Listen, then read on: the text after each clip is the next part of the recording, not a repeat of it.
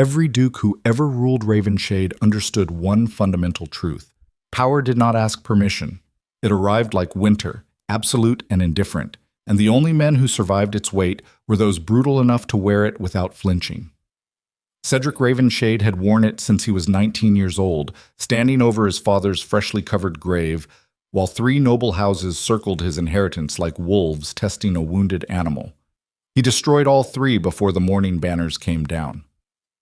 Now, 12 years later, the most feared aristocrat north of the capital disguised himself as a stable hand inside his own castle, because the one thing his enormous power could never purchase was the answer to a question that had quietly devoured him from the inside. If every title, every acre, every coin disappeared overnight, would a single living soul still choose to stand beside him? If this question grips you the way it gripped him, stay until the very end, because the answer will shatter everything you think you know about strength. The morning fog clung to the northern cliffs like something ashamed to be seen in daylight. Blackstone Castle rose above it, a fortress of obsidian stone and iron-braced towers that had survived 6 sieges across 4 generations. Its shadow fell over the fishing villages below like a permanent eclipse, and the men who hauled nets along the rocky shore never looked up at its walls without quickening their pace. Inside those walls, the household moved with the rehearsed precision of soldiers who understood that disorder invited punishment. Floors were swept before dawn. Silver was polished until it reflected the terror of the servants who handled it. Every corridor smelled of cedar oil and cold stone, and the silence that filled the great halls was not peaceful. It was the silence of creatures who had learned that noise attracted predators. Cedric stood in the stables, his hands wrapped around a pitchfork, his aristocratic frame hidden beneath a coarse wool shirt stained with hay and horse sweat. His jaw was unshaven. His dark hair fell across his forehead without the careful arrangement his valets usually imposed. The transformation was so thorough that his own steward had walked past him twice that morning without recognition. He had been doing this for 3 years. Every time a new guest arrived at Blackstone, Cedric vanished from the ducal chambers and reappeared in the servants' quarters. He ate their bread. He slept on their straw. He watched every smile, every whisper, every calculated kindness performed by nobles who believed the Duke was away on business. The results never changed. Wealthy lords praised the beauty of the castle while mocking the servants who maintained it. Ladies from powerful houses showered attention on Lillian, his blind younger sister, only when they believed Cedric's advisors were reporting back to him. The moment they thought no one important was watching, they ignored the girl entirely. Some actively avoided her, as though blindness were a disease that might contaminate their marriage prospects. Cedric cataloged every betrayal with the same ruthless efficiency he applied to managing his estates. Names, dates, specific acts of cruelty. He kept the records locked inside a chest in his private study, and when the time came to deny a marriage proposal or reject a political alliance, his decisions appeared arbitrary to outsiders. They were anything but. Thomas Whitmore, his head steward and the only person alive who knew about the disguise, found him in the far stable brushing down a gray mare that had thrown a shoe. "You cannot keep doing this, Your Grace." "I can do whatever I choose, Thomas. That is the entire point of being a duke. The entire point of being a duke is governing your lands, not shoveling horse dung while your correspondence piles up like a siege barricade." Cedric did not look up from the mare's flank. His hands moved with practiced ease, the brushstrokes steady and unhurried, and anyone watching would have seen nothing more than a servant performing a routine task. But Thomas had known him since childhood. He recognized the tension coiled beneath that deliberate calm. The Duke was not relaxing, he was hunting. "Lord Pemberton's delegation arrives tomorrow," Thomas continued, lowering his voice despite the empty stable. "3 noble families. 2 of them are bringing unmarried daughters. The 3rd is bringing a trade proposal that requires your personal seal. And all 3 will find the Duke indisposed. For how long? Until I have seen enough." Thomas exhaled through his nose, the sound of a man who had lost this argument 100 times and would lose it 100 more. "The Ashcombe family has also sent word. Their youngest daughter's carriage is en route. She was not part of the original guest list. Apparently her elder sister fell ill, and Lady Seraphine was sent as a replacement." Ashcombe. Cedric tested the name against his memory. Minor nobility, respectable bloodline, but limited political influence. the kind of family that survived by avoiding attention rather than commanding it. What do we know about the younger daughter? Almost nothing. She has not appeared at court in 3 seasons. The family estates are modest. No scandals, no alliances worth noting. A ghost, then? A nobody, Your Grace, which is precisely why she was sent instead of someone important. Cedric's hand paused on the mare's shoulder. The animal shifted beneath his touch, sensing something in his stillness that Thomas's words had not quite captured. A nobody, sent because she did not matter, dispatched to fulfill an obligation that no one expected to produce anything meaningful. He resumed brushing. Make sure Lillian is comfortable. And Thomas, if anyone addresses me as anything other than Garrett, I will hold you personally responsible. Thomas bowed, though the gesture carried more resignation than respect, and left.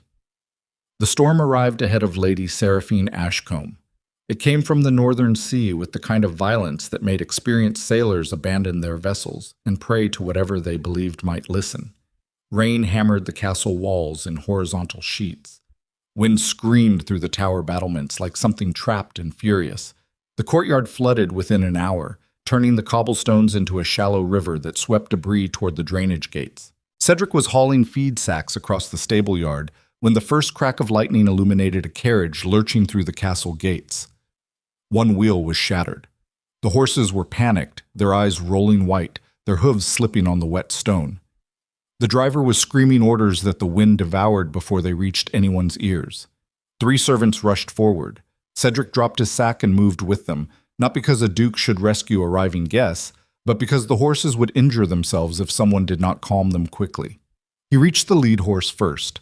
His hands found its bridle in the darkness, his grip firm enough to command attention, but controlled enough to avoid provoking a rear. The animal fought him for 3 brutal seconds before recognizing the authority in his touch and surrendering to it. Even horses, Cedric thought without humor, understood hierarchy. The carriage door opened before anyone could reach it. A woman climbed out into the rain without waiting for assistance. She was young, perhaps 23, and her traveling gown was already destroyed.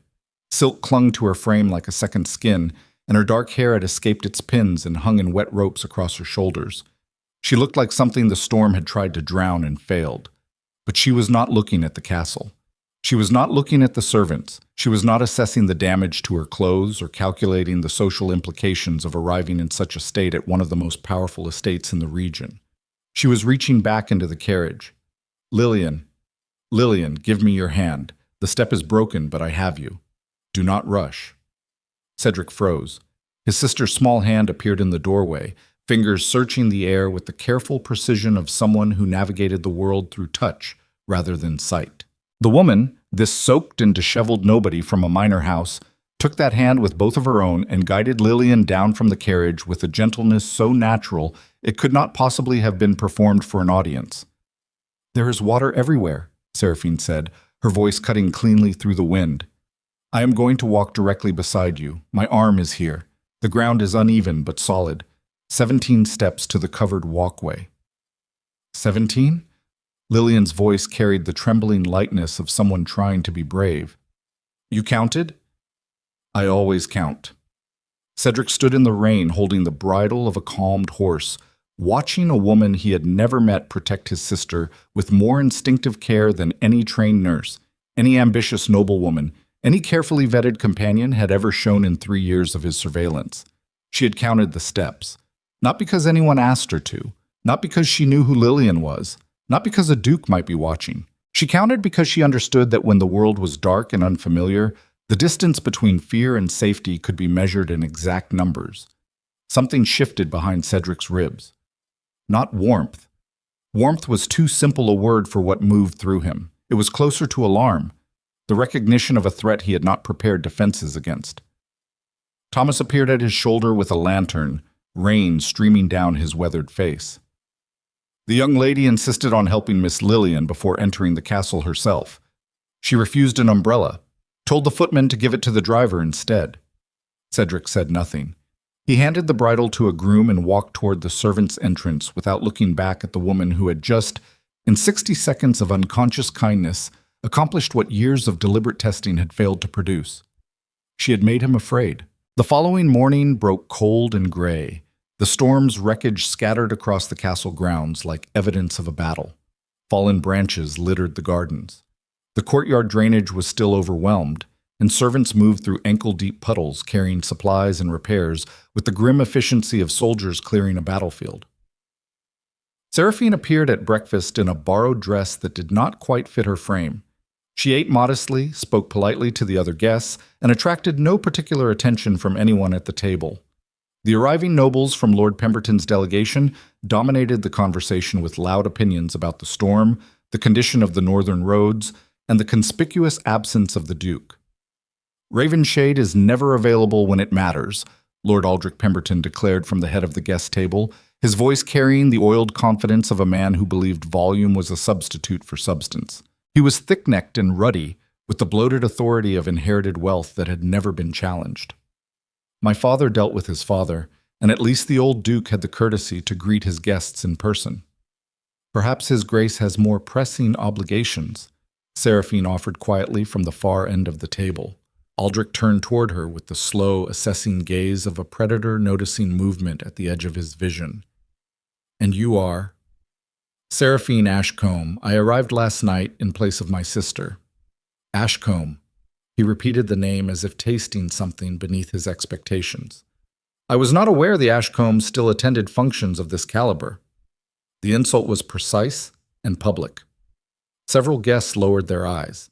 A woman across the table pressed her lips together in the performative discomfort of someone who enjoyed watching others humiliated but preferred not to be associated with the act. Seraphine's expression did not change. "We attend wherever we are invited, Lord Pemberton. I was not aware attendance required a minimum net worth." Silence. Then a single stifled laugh from somewhere near the middle of the table, quickly disguised as a cough. Cedric stood in the corridor outside the dining hall, dressed in his stable servant's clothes, a tray of polished silverware in his hands that he had absolutely no reason to be carrying. He heard every word through the partially open door, and the sensation that moved through his chest was not admiration. Admiration was something you felt for people who impressed you at a comfortable distance. This was something far more dangerous. This was recognition. He had used that same weapon himself, the quiet counterstrike that made aggression look foolish without ever raising its own voice. He had watched men twice her age crumble when faced with the technique. She wielded it instinctively, without malice, without the calculating precision that would have revealed training.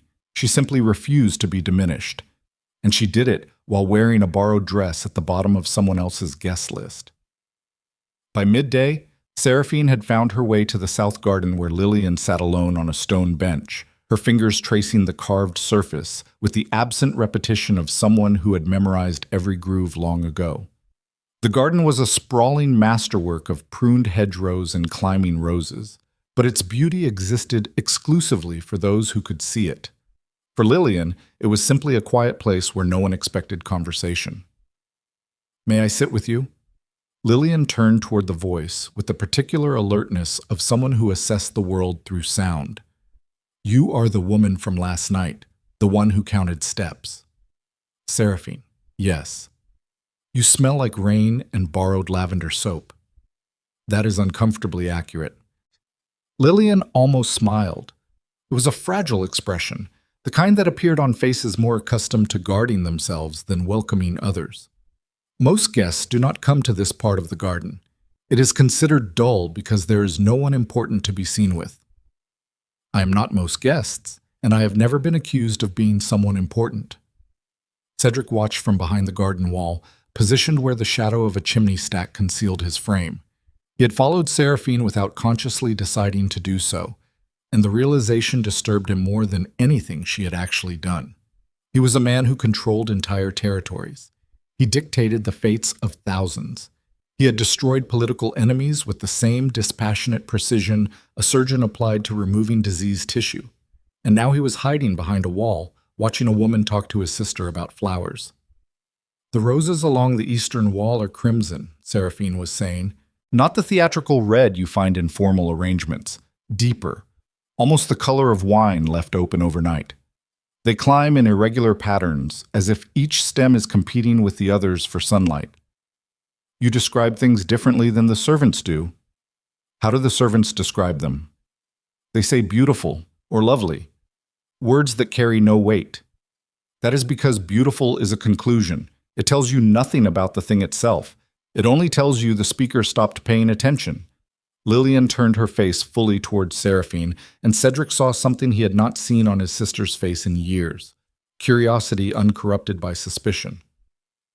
"Describe the fountain," Lillian said. It was not a request. It was a test, delivered with the quiet authority of someone who had learned to evaluate people through the quality of their perceptions rather than the polish of their intentions.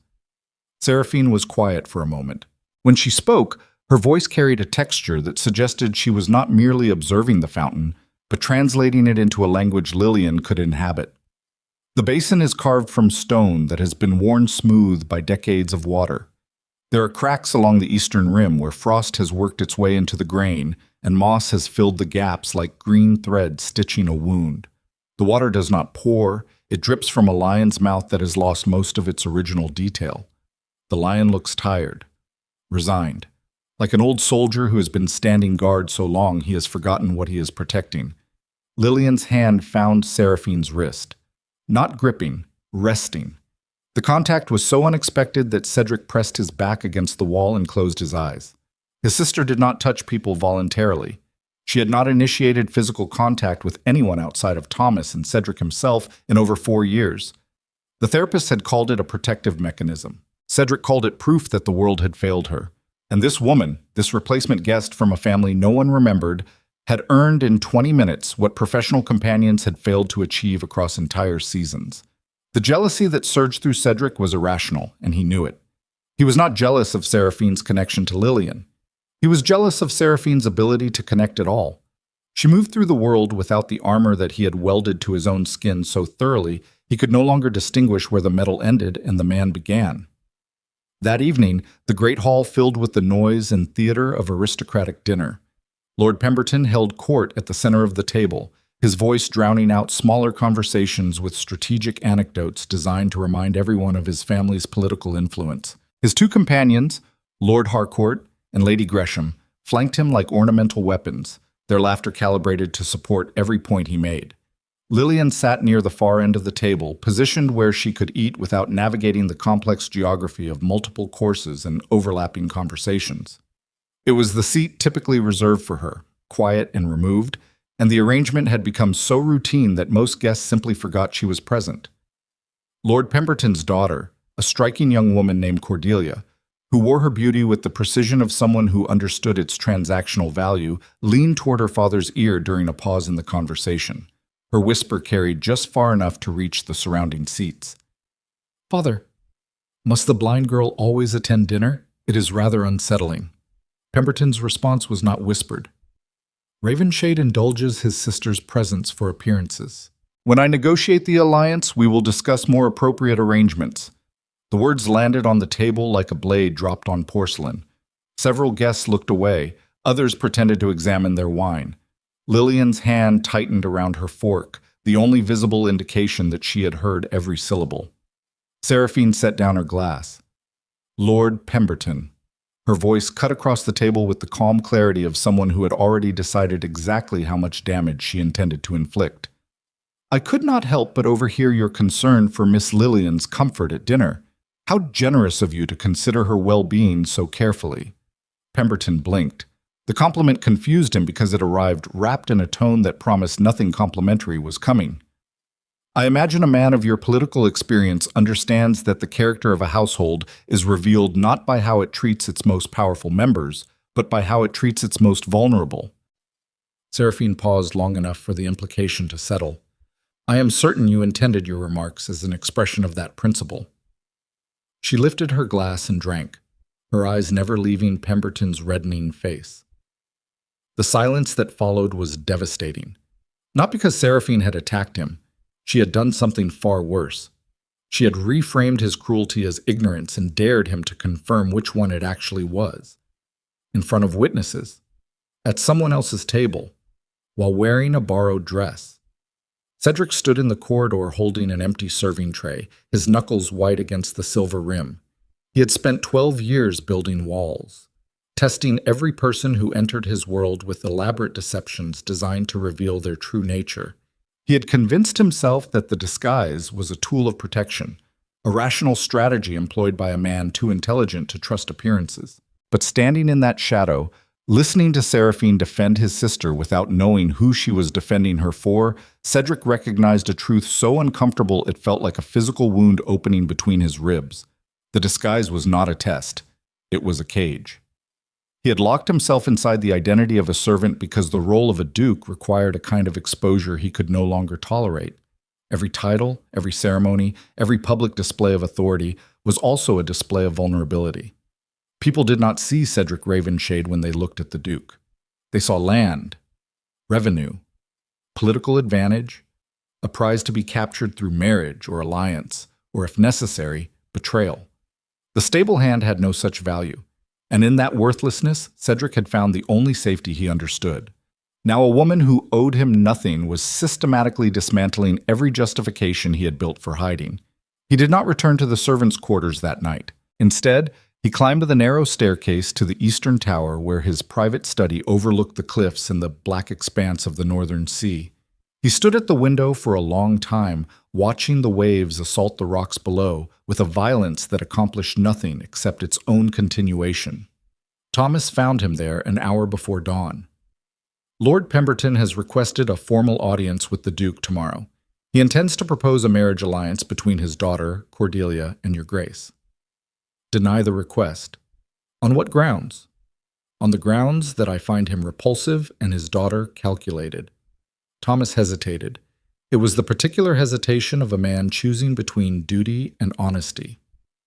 Your Grace, you have denied every marriage proposal for 7 consecutive years. The Royal Council has begun to question whether the Ravenshade line will continue. There are whispers that your reluctance stems from, forgive me, an inability to form attachments. Cedric turned from the window. In the candlelight, his face carried the sharpened angles of exhaustion and something worse beneath it. Something that looked like hunger. I am not unable to form attachments, Thomas. I am unwilling to form false ones. There is a considerable difference. And Lady Seraphine? The name landed between them like a stone thrown into still water. What about her? You have watched her more closely in 2 days than you have watched any guest in 3 years of this exercise. You followed her to the garden. You stood outside the dining hall during her confrontation with Pemberton. And you are standing in this tower at 4 a.m. instead of sleeping, which tells me something has disrupted the only pattern you have maintained since your father died. Cedric's jaw tightened. The impulse to dismiss the observation was immediate and powerful, a reflex built from years of treating vulnerability as a tactical liability. But Thomas was the one person alive who had earned the right to speak without diplomatic padding, and lying to him would accomplish nothing except confirming the very weakness Cedric was trying to deny. She counted the steps, Cedric said quietly. In the rain, in the dark. She counted the steps to the covered walkway so that Lillian would know exactly how far safety was. Thomas said nothing. No one has ever done that, Thomas. In 3 years of watching, not one person has ever thought to give Lillian a number instead of a promise. The steward studied his master's face with the careful attention of a man who recognized that the ground beneath an old certainty had begun to crack. Then perhaps, Thomas said slowly, it is time to consider whether the test has found what it was designed to find, and what you intend to do about it. Cedric did not answer. He turned back to the window where the first gray light of dawn was beginning to separate the sea from the sky.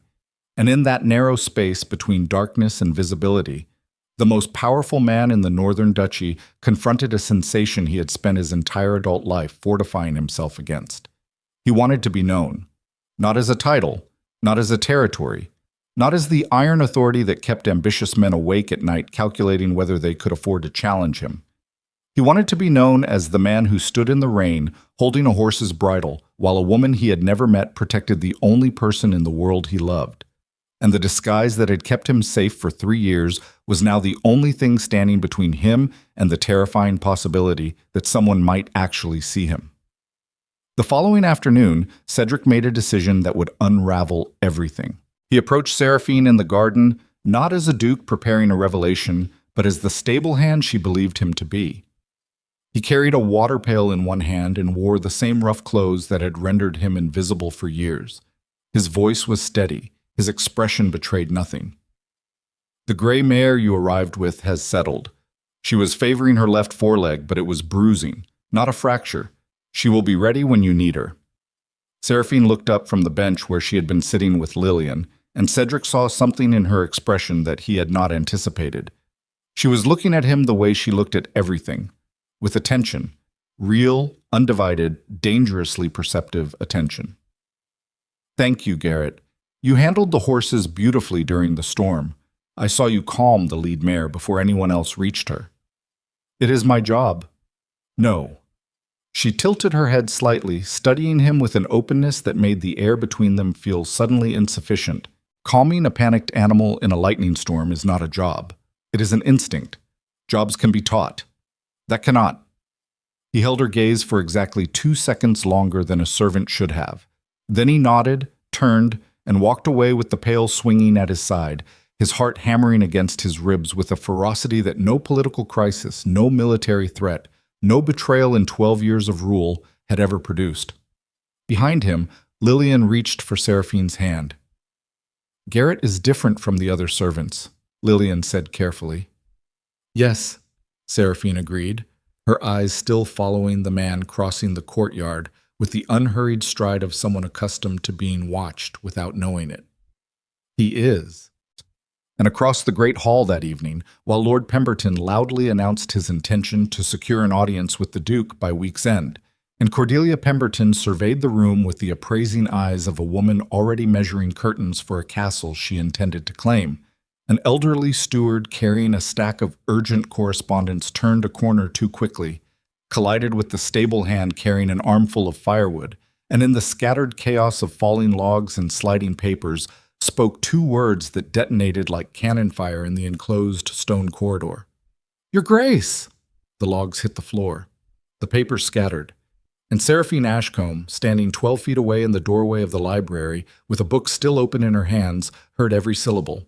The book slipped from Seraphine's fingers and hit the stone floor with a sound that no one heard because every molecule of air in that corridor had already been consumed by the 2 words still echoing off the walls. Your Grace. The elderly steward's face drained of color so completely that his skin resembled the scattered papers now fanning across the flagstones at his feet. His mouth opened, closed, opened again. The mechanical repetition of a man whose body was attempting to reverse time by physically unsaying what had already been said. Cedric did not move. He stood among the fallen logs with his arms still extended in the posture of a man who had been carrying firewood, and for one fractured second, the entire architecture of 3 years of deception balanced on the silence between his next breath and the woman standing 12 feet away. Then he looked at her, not with the careful blankness of a servant who had been mistakenly addressed above his station, not with the rehearsed confusion that a prepared liar would deploy in exactly this situation. He looked at her with the raw, unguarded recognition of a man who understood that the walls he had spent years constructing had just been demolished by an accident of timing and an old man's exhausted reflex. Seraphine did not speak. Her eyes moved from the steward's ashen face to the scattered logs to Cedric's hands, and he watched her mind perform the calculation with a speed that would have impressed his most experienced political advisors. The way every servant in the castle deferred to him without being told to, the authority in his posture that no amount of rough clothing could disguise.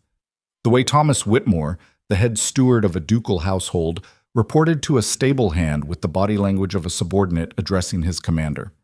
"Leave us," Cedric said to the steward.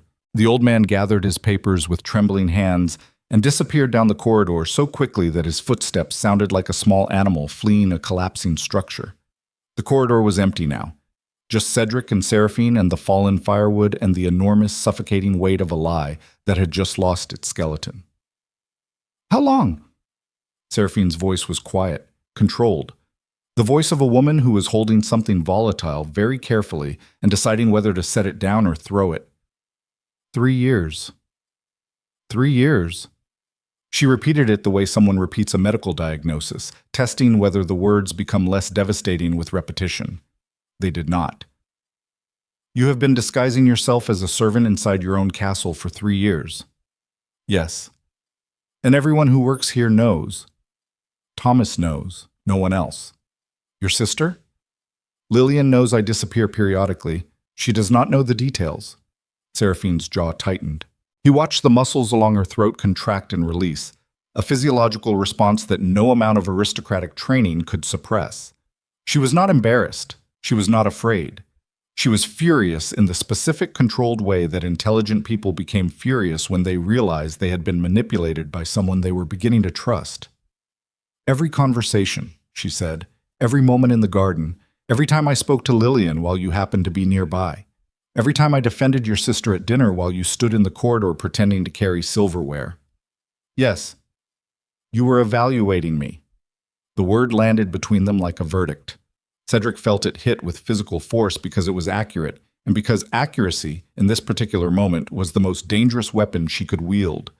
That is not what I— Do not! Her voice did not rise. It compressed. It became denser, harder, a thing forged under pressure rather than expanded by heat. Do not tell me what it was not. Tell me what it was. You are apparently a duke.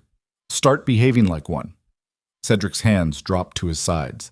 The posture of a man who had been stripped of every tool he understood. He could not command her. Commanding someone required a foundation of acknowledged authority, and she had just watched that foundation reveal itself as a performance. He could not charm her. Charm required trust, and he had just incinerated every molecule of trust she had extended to the man she believed was Garrett. He could not even explain himself, because every explanation available to him began with a justification that would sound, to a woman of her intelligence, exactly like what it was. An excuse. I have been testing every guest who enters this castle, he said. The words came out stripped of rhetoric, bare as bone. For 3 years, every noble family, every political delegation, every unmarried woman whose family positioned her as a potential match. I watched how they treated my servants when they believed no one of consequence was observing. I watched how they treated Lillian. And what did you find? That every single one of them performed kindness as a transaction. They were generous when it served their interests. They were attentive to Lillian when they believed my advisors were watching. The moment they thought no one important would report back to the Duke, they abandoned every pretense of compassion. So you decided the entire world was corrupt and built yourself a cage disguised as an experiment. He flinched. It was subtle, a contraction of the muscles around his eyes that lasted less than a second, but Seraphine caught it because she caught everything. And then I arrived, she continued, and now her voice carried something worse than anger. It carried understanding, the particular devastation of a person who comprehended not only what had been done to her but why. A replacement from a family no one considered important, a woman no one sent because she mattered. And I did something none of your carefully selected test subjects had done. I was kind to your sister because she was frightened, not because she was valuable. Yes. And instead of revealing yourself, you kept watching. You followed me to the garden.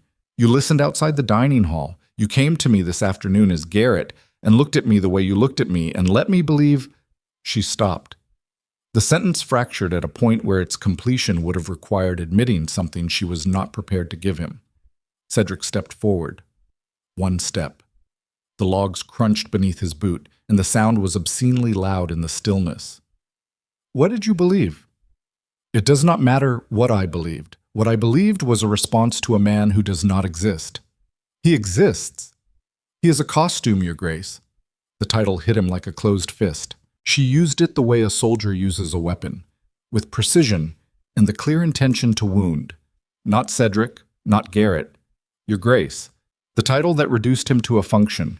The title that every ambitious family, every scheming lord, every calculated alliance had used as a handle to grip him by. She bent down and picked up her fallen book. Her movements were deliberate, unhurried, the controlled grace of a person who refused to let anyone see her hands shake. When she straightened, her face had reassembled itself into the composed neutrality that he recognized from her first morning at the breakfast table, the mask she wore when surrounded by people who had not earned the right to see what was underneath. Seraphine. Lady Ashcombe. The correction was surgical. Since we are apparently using real names now. She turned and walked down the corridor without looking back, her borrowed dress trailing across the stone floor, and Cedric stood among the scattered firewood and watched her disappear around the corner with the sickening certainty that he had just lost something he had never properly held. Thomas found him 20 minutes later in the same spot, the logs still scattered, the corridor still empty, and the Duke of Ravenshade standing perfectly motionless with his hands at his sides and an expression on his face that the old steward had never seen in 31 years of service. "She knows," Thomas said. It was not a question.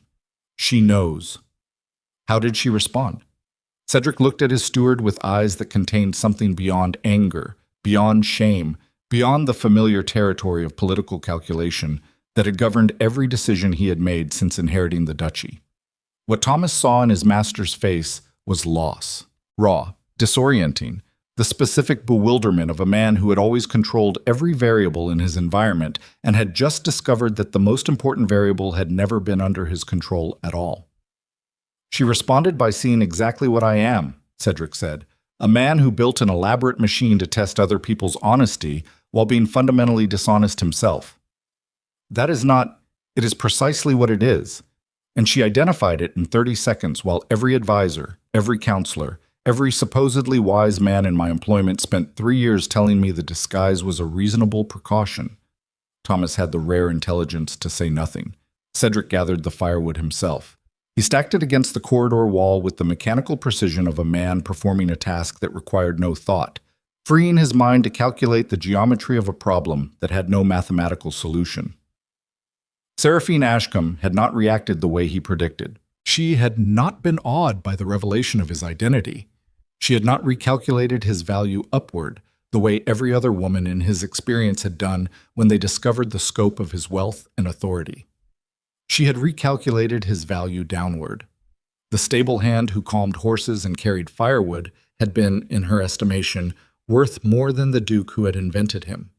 That inversion was so complete, so fundamentally disorienting, that Cedric could not process it using any framework he possessed. He had spent 12 years operating inside a system where rank determined worth, where the revelation of power increased a man's standing in every room he entered, where the distance between a servant and a duke was measured in the precise amount of deference each title commanded. Seraphine had looked at the Duke and seen less than she had seen in the servant, not because she was unimpressed by power, because she was repelled by its misuse. The distinction was crucial, and Cedric understood it with the clarity of a man who had just been handed his own autopsy report. By evening, the political situation inside Blackstone Castle had deteriorated beyond the damage of his personal crisis. Lord Pemberton, having failed to secure an audience with the Duke through conventional channels, had begun building alliances among the other guests. His method was crude but effective. He hosted a private dinner in his guest suite, inviting the heads of the 3 visiting families, and over imported wine and calculated flattery, he outlined a proposal that reframed the Duke's absence as evidence of declining authority. "Ravenshade is unstable," Pemberton declared, his thick fingers wrapped around a crystal glass with the proprietary grip of a man accustomed to holding things he intended to keep. "A duke who hides from his own guests is a duke who has lost confidence in his ability to govern. The Northern Territories require leadership that is present and engaged, not a phantom who communicates through servants." Lord Harcourt, a lean man with the watchful eyes of a predator who preferred to let others make the kill, nodded carefully. "The Royal Council has noticed. There is talk of appointing a regional overseer if Ravenshade continues to neglect his administrative duties." "Then we must give the Council a reason to act," Pemberton said. "My daughter will present herself formally to the Duke. If he accepts, the alliance strengthens both houses and quiets the whispers about his fitness to rule. If he refuses, we will have documented evidence of irrational behavior that the Council cannot ignore." "You intend to trap him?" Lady Gresham observed from the end of the table. She was a widow of considerable property whose support Pemberton needed but could not purchase, and her directness had survived 3 husbands and 2 political purges. "I intend to save the Northern Territories from a duke who has clearly lost his ability to distinguish between governing and hiding." "Those are not always different things." Pemberton's smile thinned. "They are when the hiding costs the realm its stability." Cedric received Thomas's report of the private dinner within the hour. He stood in his study, finally wearing his own clothes, The ducal signet ring back on his right hand where its weight felt simultaneously familiar and obscene. The ring was a tool. Everything in his life was a tool. His title, his fortune, his authority, his disguise. Every component of his existence had been designed to accomplish a specific function, and the brutal efficiency of that design had never bothered him before because he had never encountered anyone who made him want to be something other than functional. Pemberton is building a coalition, Thomas summarized. 3 houses. Possibly 4, if Lady Gresham decides his offer is worth the political cost. He will petition the Royal Council within the month if you do not respond. Let him petition. Your Grace, a council investigation would require you to appear publicly. They would audit your governance, your finances, your personal conduct.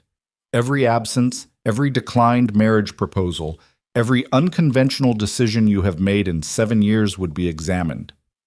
I am aware. Are you aware that Lady Seraphine has requested her carriage be repaired and made ready for departure by tomorrow morning? Cedric's hand stopped halfway to his desk.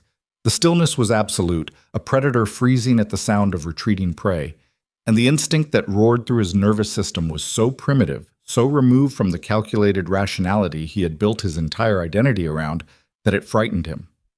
She was leaving. Not because she had been asked to leave, not because the storm had passed or her obligation had been fulfilled. She was leaving because she had seen through him, measured the distance between the man she thought he was and the man he actually was, and decided that distance was unbridgeable. Delay the carriage, Cedric said. On what grounds? I do not need grounds, I need time. Thomas studied him with the careful attention of a man observing a controlled fire beginning to spread beyond its perimeter. Time for what? To do something I have never done. Which is? Cedric pulled the signet ring from his finger and set it on the desk with a deliberate precision that transformed the gesture into something closer to a surgical amputation.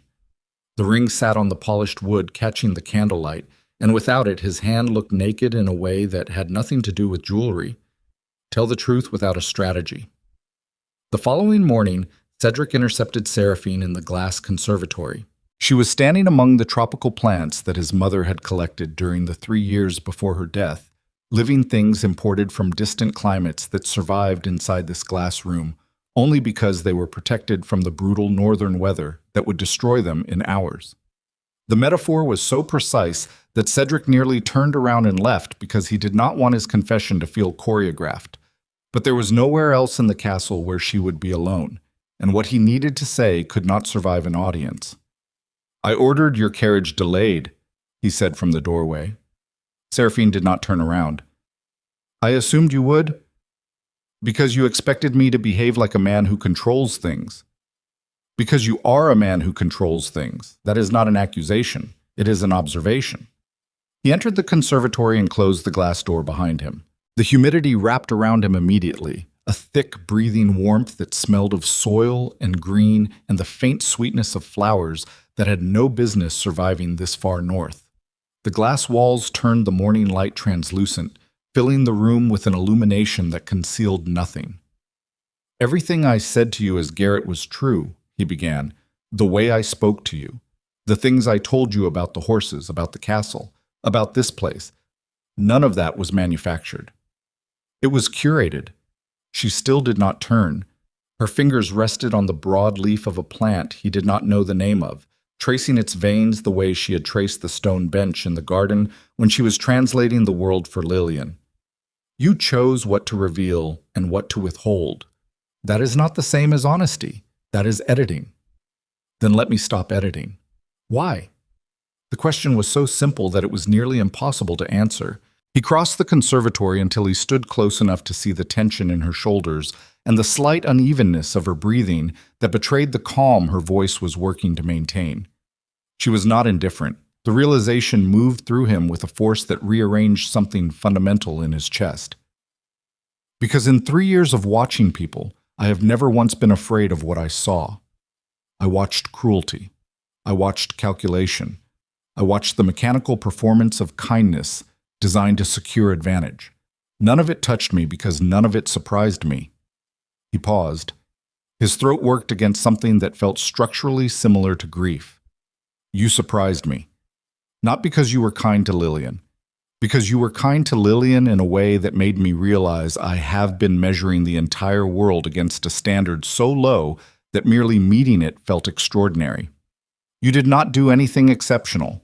You treated a frightened young woman like a human being. That should not be remarkable.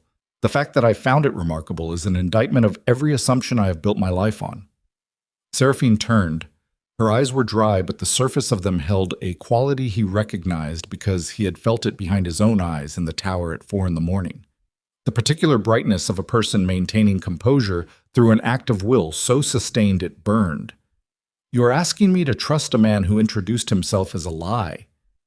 I'm asking you to understand that the lie was the only introduction I knew how to make. That is not my problem to solve, Your Grace. Cedric, that is not a name I was given. It is a name you withheld.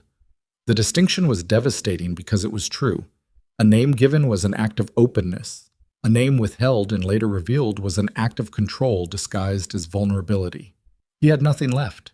Every rhetorical tool, every strategic framework, every mechanism of persuasion and authority that he had refined over 12 years of absolute rule was useless against a woman who could identify manipulation the way his generals identified terrain advantages.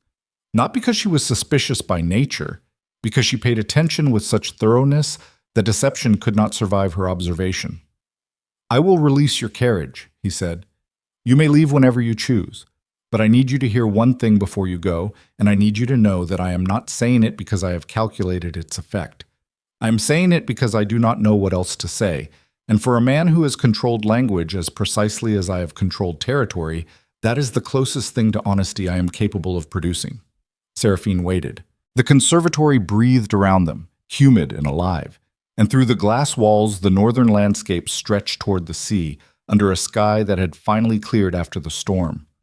I am afraid of you, Cedric said, not of what you might do, of what you have already done. You walked into my castle as a replacement guest from a forgotten family, and in 4 days you have made me see that every wall I built, every test I designed, every mask I wore was not a defense against the world's dishonesty. It was a defense against my own. I tested everyone else because I was terrified that if I stopped testing, I would have to face the possibility that the isolation I blamed on other people's failures was actually a prison I built for myself. His voice did not crack. His eyes did not water.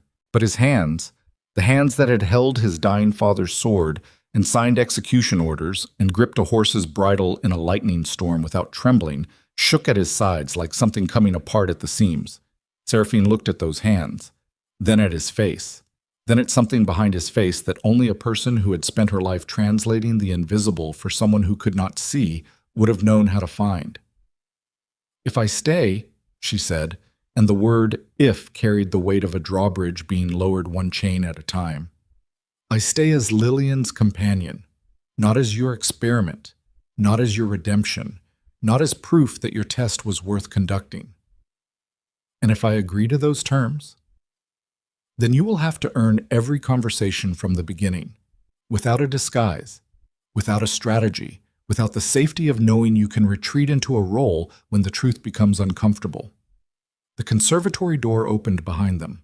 Thomas stood in the frame, his face carrying the particular tension of a man delivering news that would not wait. Your Grace, Lord Pemberton has sent a formal petition to the Royal Council.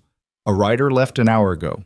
He has accused you of dereliction of ducal duty and requested an emergency review of your governance. His daughter Cordelia has co-signed the petition as a witness to your absence and instability. The warmth of the conservatory suddenly felt like the interior of a furnace. Cedric looked from Thomas to Seraphine and back, and in that pivoting glance, the dual architecture of his crisis became visible. The political machinery of the aristocracy was grinding forward with the mechanical inevitability of a siege engine, and the only person who had ever seen him clearly was standing 3 feet away, deciding whether a man who had spent his entire life hiding deserved the chance to be known. Seraphine set her hand on the broad leaf of the foreign plant one final time. Then she released it. It appears, Your Grace, that your castle is under attack from the inside. Her voice was even, but her eyes held something that was neither forgiveness nor accusation.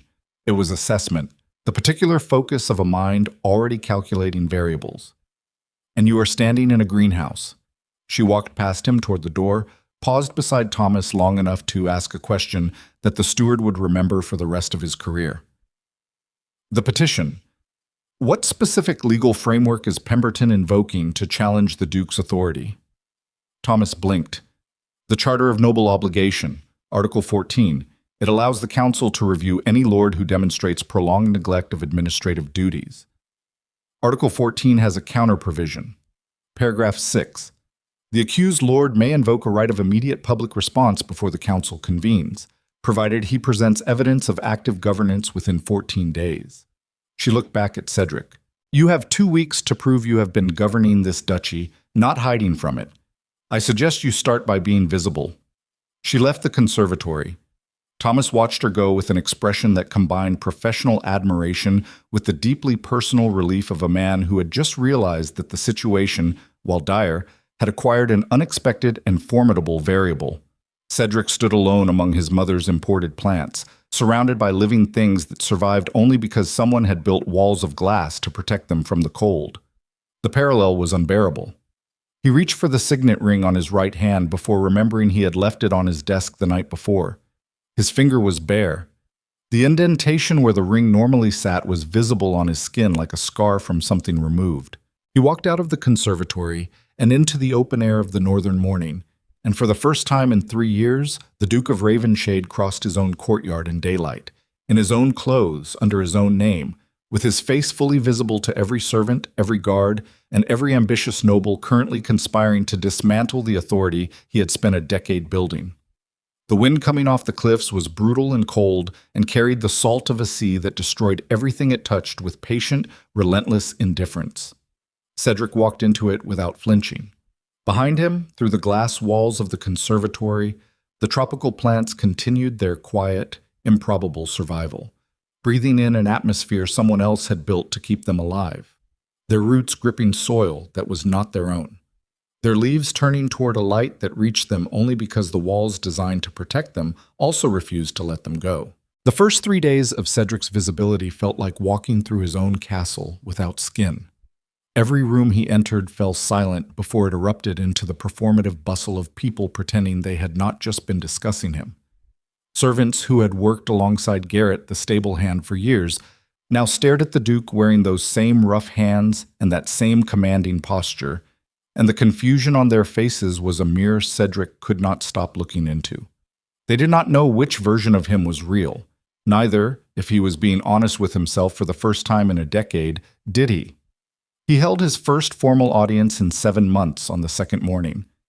3 land disputes, a taxation grievance from 2 village councils, a request for road repair funding that had been sitting unsigned on Thomas's desk for 11 weeks.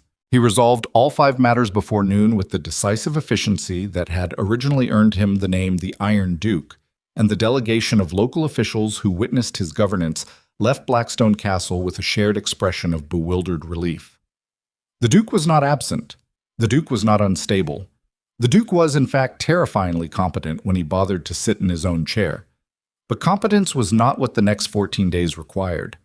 Pemberton's petition to the Royal Council had not accused Cedric of incompetence. It had accused him of dereliction, of prolonged withdrawal from the visible exercise of his authority. And the distinction mattered because the Charter of Noble Obligation did not measure a lord's capability. It measured his presence. A duke could be brilliant in private and still be stripped of his title if the council determined that his absence had created a vacuum others were forced to fill. Seraphine had identified this vulnerability within minutes of hearing about the petition, and she had done it with the casual precision of someone pulling a splinter from her own hand. Cedric found that particular combination of intelligence and indifference more destabilizing than anything Pemberton had orchestrated. True to her terms, she occupied herself exclusively with Lillian. She moved into the guest quarters adjacent to Lillian's chambers. She spent mornings in the garden translating the physical world into language so vivid that Cedric, passing through the corridor outside, sometimes stopped to listen not because he was surveilling her, but because her descriptions made him see his own castle differently.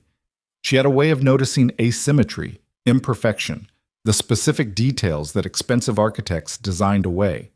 The crack in the fountain basin, the way the rose stems competed for light, The worn spot on the library floor where generations of readers had shifted their weight while standing at the same shelf. She made the ordinary visible. And she did it for a young woman the rest of the aristocratic world had decided was not worth the effort of seeing. Cedric kept his distance, not because he wanted to, because the terms she had set were the only architecture holding her inside these walls, and violating them would prove every accusation she had leveled in the conservatory. He was a man who controlled things. The only way to contradict that assessment was to stop controlling the one thing he most wanted to hold. The discipline nearly killed him. On the fourth day, Cordelia Pemberton requested a private audience with the Duke. She arrived in the formal receiving room wearing a gown that had been selected with the tactical precision of a general choosing terrain, pale blue silk that emphasized her coloring, a neckline that suggested without committing, hair arranged to frame her face in a way that made every angle appear deliberate, which it was. Cordelia was not a woman who left anything to chance, and the beauty she carried was less a natural gift than a weapon she had spent her entire life learning to deploy. "Your Grace," she curtsied with mechanical perfection. "I wish to express my gratitude for your hospitality during what has been a difficult visit." "Difficult for whom, Lady Cordelia?" She smiled.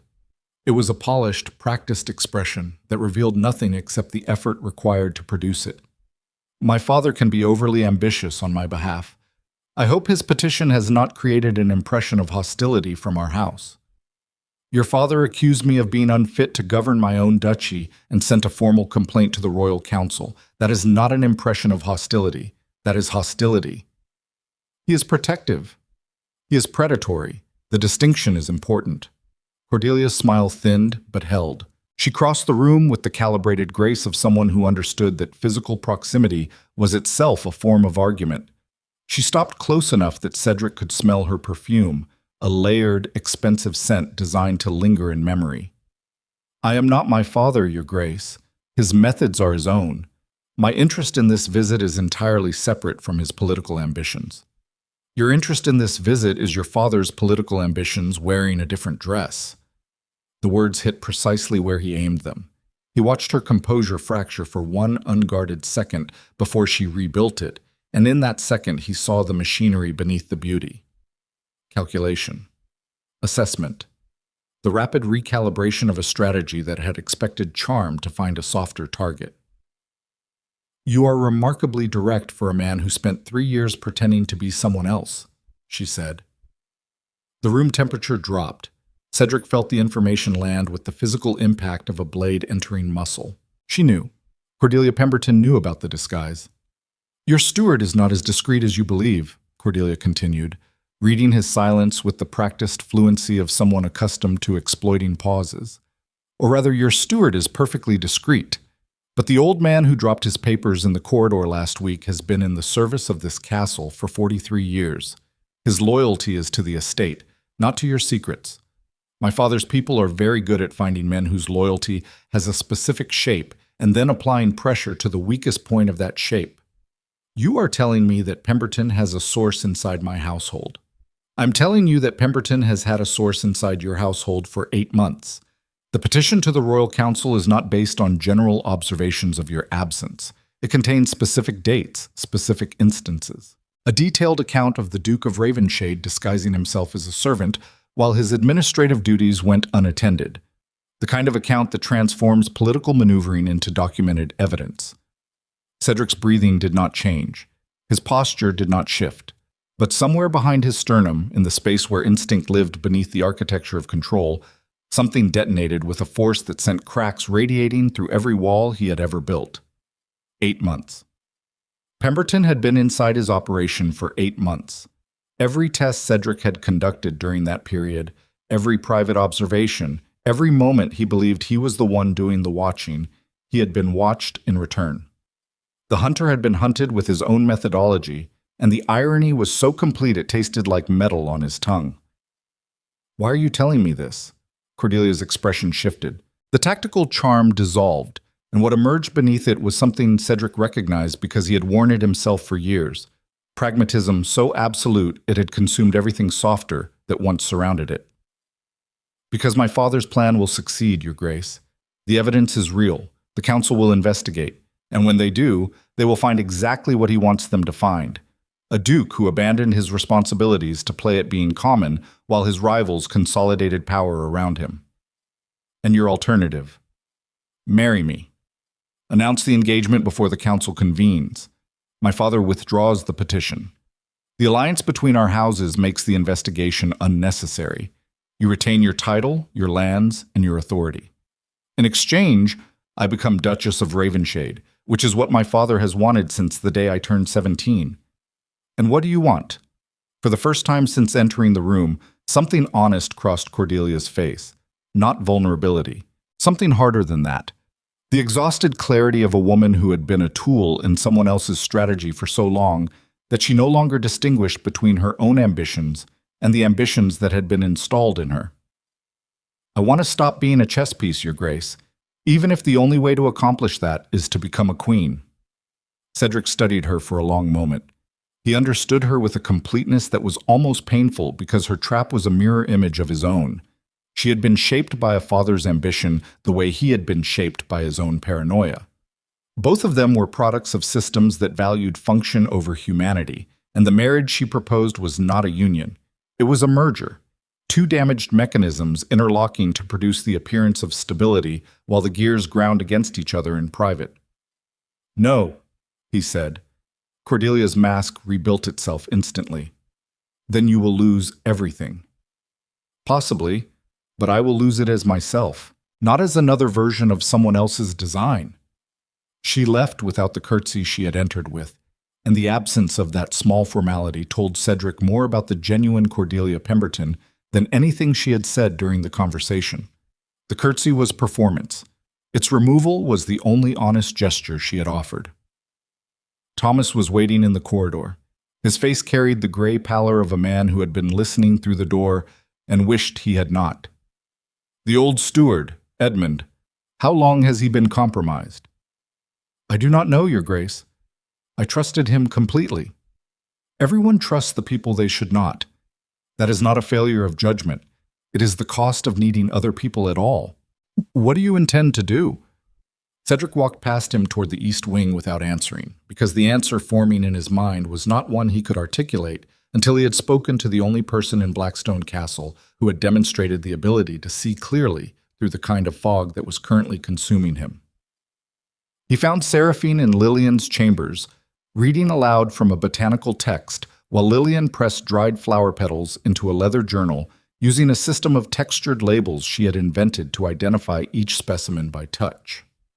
The domestic tranquility of the scene was so removed from the political catastrophe unfolding 3 corridors away that Cedric stood in the doorway for several seconds before either woman noticed him. Lillian heard him first. Cedric. Not Your Grace. Not the formal address that every other person in the castle used. His name, spoken by his sister with the uncomplicated recognition of someone who had never needed a title to identify the people she loved. Seraphine closed the book. Her expression when she looked at him was neither welcoming nor hostile. It was attentive, the focused neutrality of a field surgeon assessing a wound before deciding whether to operate. Lillian, may I borrow your companion for a few minutes? You are asking permission. Lillian tilted her head. That is new. Many things are new. Lillian's hand found Seraphine's wrist in the gesture Cedric had witnessed in the garden, that instinctive reaching that his sister reserved for the very few people she trusted enough to touch. Bring her back. I will. In the corridor, with the door closed and the ancient stone walls absorbing sound the way they had absorbed centuries of whispered conspiracies, Cedric told Seraphine everything.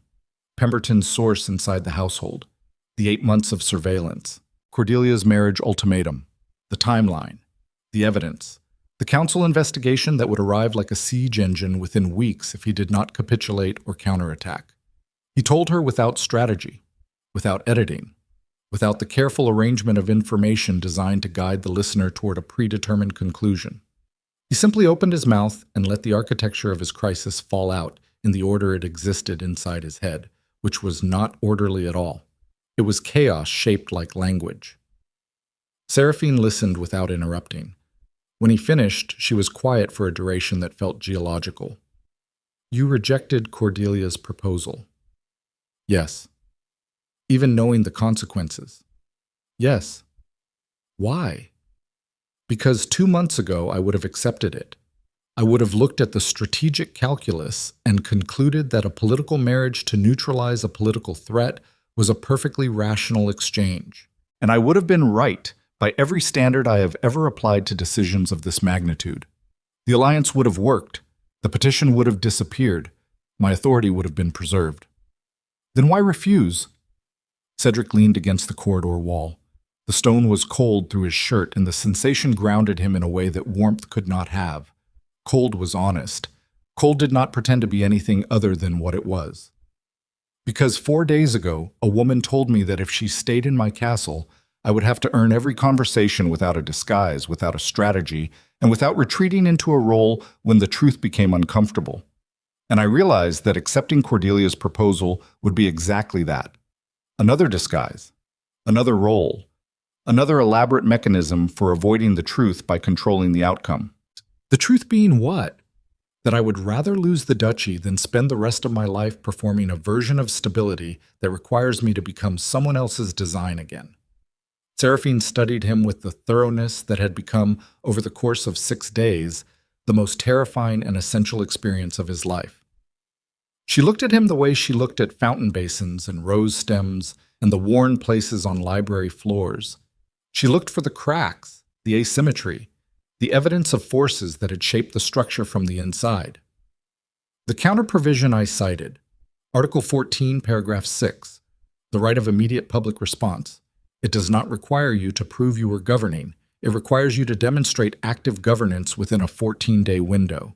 That is a crucial difference. Explain. Pemberton's evidence covers the past, your absence, your disguise, your administrative gaps. But the counter-provision is forward-looking. If you can demonstrate that you are actively, publicly, and competently governing right now, the Council is obligated to weigh current evidence equally against historical complaints. Pemberton's petition becomes a snapshot of a problem that has already been resolved. And the disguise? The specific evidence of a duke who hid among his own servants? Unconventional, possibly embarrassing, but not illegal. There is no statute that prohibits a lord from observing his own household in whatever capacity he chooses. Pemberton has framed it as instability. You can reframe it as due diligence. A duke who personally verified the character of every person who entered his estate is not unstable. He is thorough. That reframing requires someone who can argue it convincingly before the council. It requires someone who understands the legal framework well enough to shift the burden of proof from your past behavior to Pemberton's present motivation.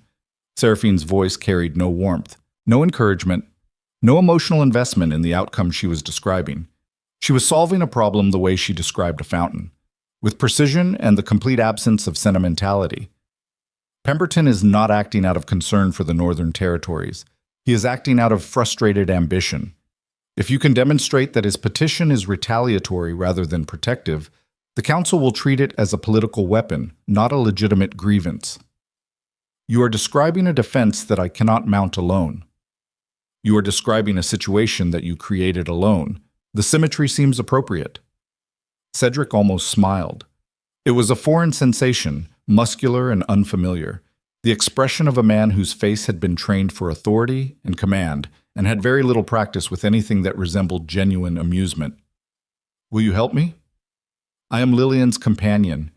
Lillian's companion who happens to know the counter-provisions of Article 14 by paragraph number.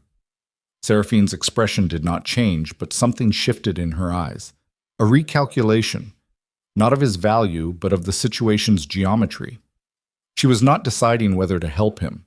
She was deciding whether helping him compromised the terms she had established, whether defending a duke's authority was compatible with the independence she had demanded as the price of staying. If I do this, she said, I do it because Pemberton's success threatens Lillian. A new duke or a council-appointed overseer would have no obligation to maintain her place in this household. She would become a dependent of the state, or a ward of whatever family secured control of the estate. That is unacceptable. Agreed.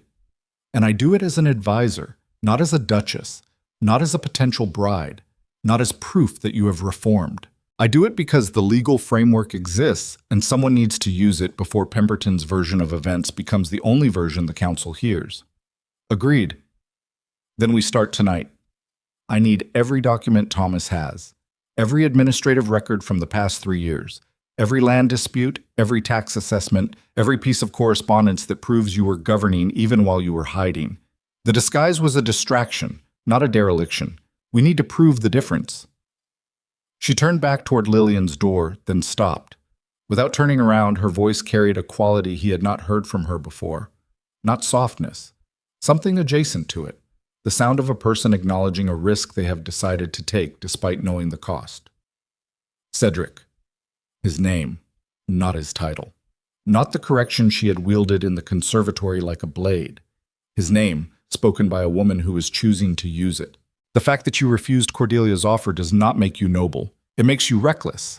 But it also makes you honest, which is the only quality I can work with.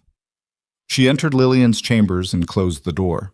Cedric stood in the corridor, his back against the cold stone, his hands still at his sides, his entire world contracting to the narrow passage between what he had been and what the next 14 days would force him to become. He had spent 12 years building an empire of control. Every decision, every relationship, every carefully managed interaction had been designed to ensure that no one could reach him in a place where he could be damaged. The disguise had been the final fortification. The ultimate guarantee that he would never be vulnerable to the one thing that could destroy him, which was not political conspiracy or military defeat or even the loss of his title. It was trust. Trust was the weapon that could not be blocked because it required lowering every defense simultaneously. It demanded that you stand in the open, without armor, without strategy, without the ability to retreat into a role, and allow another person to see the exact location of every wound you had spent your life concealing. And the worst part, the part that made Cedric's hands tremble against his thighs as he stood in that corridor, was that trust could not be tested. The moment you tested it, you destroyed it. The moment you verified it, you proved you never had it. He had tested the entire world for 3 years and found it wanting. Now a woman who refused to be tested was demanding that he do the one thing his entire life had been designed to prevent. Stop hiding. From down the corridor, Thomas's footsteps approached with the measured pace of a man carrying news that would not improve anything. Your Grace, Edmund has disappeared. His quarters are empty. His personal effects are gone. The stable master reports that a horse was taken from the south paddock sometime during the night. Cedric closed his eyes. Edmund, 43 years of service. A man who had carried him on his shoulders as a child, who had taught him to polish silver, who had wept at his father's funeral with the genuine grief of someone who had lost not an employer, but a family. Gone. Turned. Vanished into Pemberton's network like a coin dropped into a well. The betrayal should have been devastating. Instead, it clarified something that had been forming at the edges of Cedric's perception since the moment Seraphine told him that a name withheld was not a name given. Loyalty earned through proximity was not loyalty at all. It was habit. And habit, like every other structure built on repetition, rather than choice, could be purchased by anyone willing to pay more than the original owner. Seal the castle records, Cedric said. His voice was flat, stripped of the emotional turbulence that had consumed him for days and replaced with something colder, harder, and infinitely more dangerous. Every document, every ledger, every piece of correspondence, nothing leaves this estate without my personal seal. And Thomas, Your Grace, find me every administrative action I have taken in the past 3 years. Every decision made, every order signed, every judgment rendered. I do not care if it was executed from my study or from the stable yard. If my authority touched it, I want it documented, organized, and ready to present. To whom? To the Royal Council, in person, before Pemberton's evidence arrives. Thomas stared at him. You intend to go to the capital. I intend to do what I should have done 3 years ago, govern my duchy without hiding behind the pretense that watching is the same as leading. He pushed off the wall and stood at his full height, and Thomas saw something in the Duke's bearing that he had not seen since the day a 19-year-old boy stood over his father's grave and decided that no one would ever make him feel powerless again. Except this time, the steel in his spine was not forged from rage. It was forged from the specific, excruciating understanding that the only way to protect the people he loved was to become someone who deserved their protection. And that transformation required the complete demolition of every wall he had spent his life building. The capital smelled like ambition rotting in its own heat. Cedric's carriage entered the city gates at dawn on the 9th day of his 14-day window, and the stench hit him before the noise did.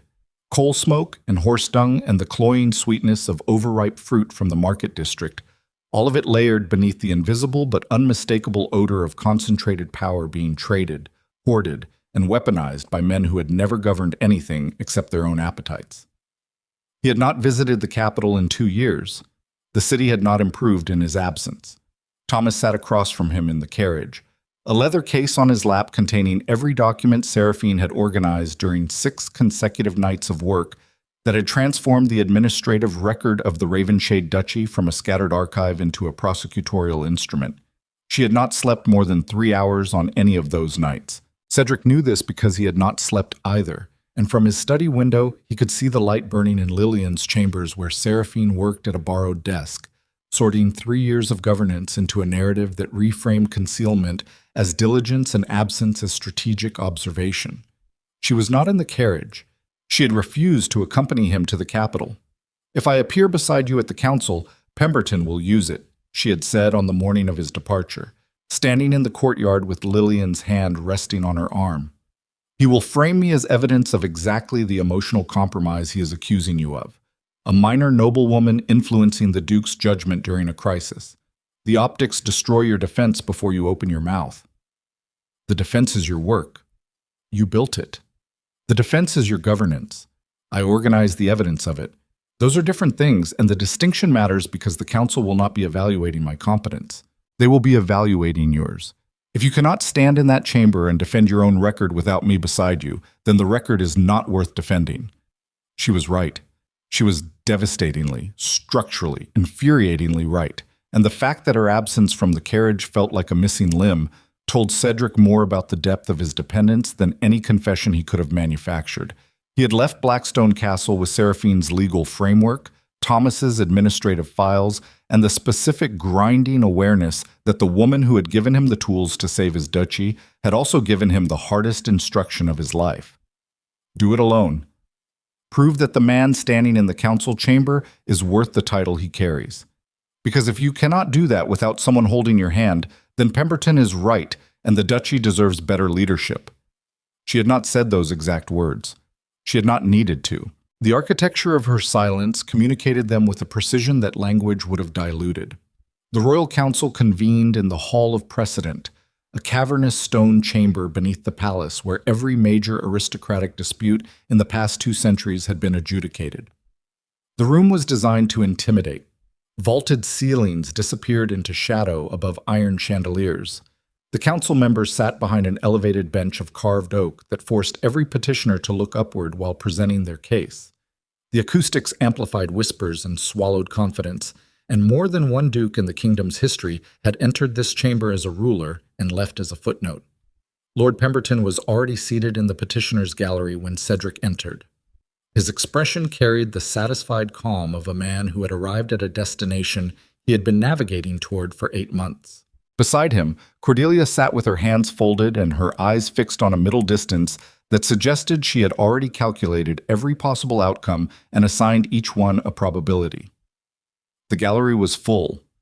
Word of the petition had spread through the aristocratic networks with the velocity of fire in dry timber, and every noble family with interests in the Northern Territories had sent representatives. Cedric recognized faces he had catalogued during years of surveillance.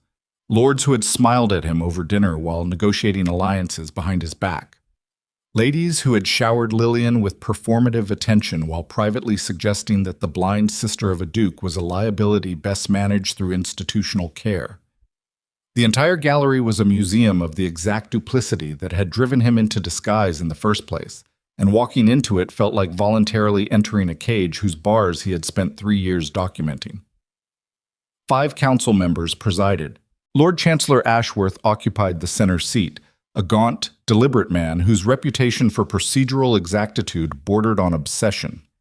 He had never been accused of corruption because corruption required flexibility, and Lord Ashworth possessed the flexibility of petrified wood. The Council recognizes the petition of Lord Aldrich Pemberton against His Grace Cedric Ravenshade, Duke of the Northern Territories, filed under Article 14 of the Charter of Noble Obligation. Ashworth's voice filled the chamber without effort. Each syllable weighted with the administrative authority of a man who believed that civilization survived only through the strict enforcement of documented procedure. Lord Pemberton, present your case. Pemberton rose with the theatrical gravity of a man who had rehearsed this moment in front of mirrors. My lords, for more than 3 years, the Duke of Ravenshade has systematically abandoned his responsibilities to the people and territories entrusted to his governance. He has refused audiences with allied houses. He has neglected administrative correspondence for months at a time. He has declined every marriage proposal presented to him, threatening the continuation of a ducal line that has served the crown for 9 generations. He paused. The pause was calibrated, a performer's instinct for letting tension accumulate before delivering the decisive blow. Most critically, my lords, the Duke has engaged in a pattern of behavior so extraordinary that it raises fundamental questions about his fitness to govern. For 3 years, Cedric Ravenshade has disguised himself as a common servant within his own household. He has abandoned his ducal identity to pose as a stable hand named Garrett, observing his guests under false pretenses while his lands went ungoverned. The murmur that swept through the gallery was not surprise, it was confirmation. The rumor had already circulated. Pemberton was not revealing information. He was canonizing it. I have sworn testimony from a member of the Duke's own household staff confirming these facts. Edmund Cross, 43 years in service to the Ravenshade estate, has provided a detailed account of the Duke's deception. Dates, durations, specific instances of administrative duties neglected while the Duke occupied himself with what can only be described as an elaborate psychological experiment conducted on his own guests.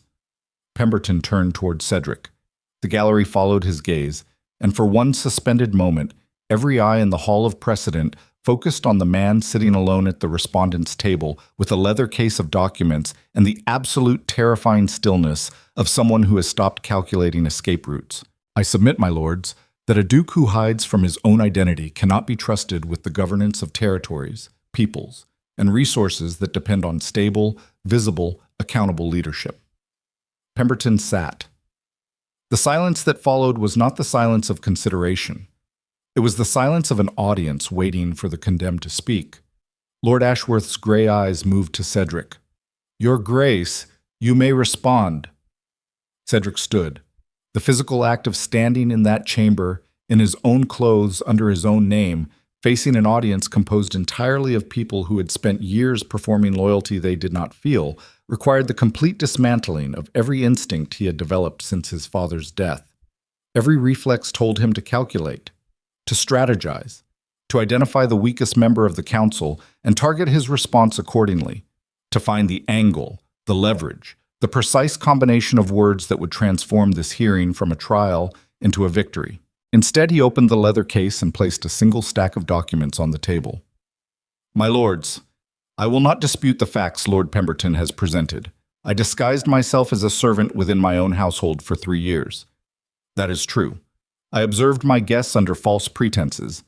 That is also true.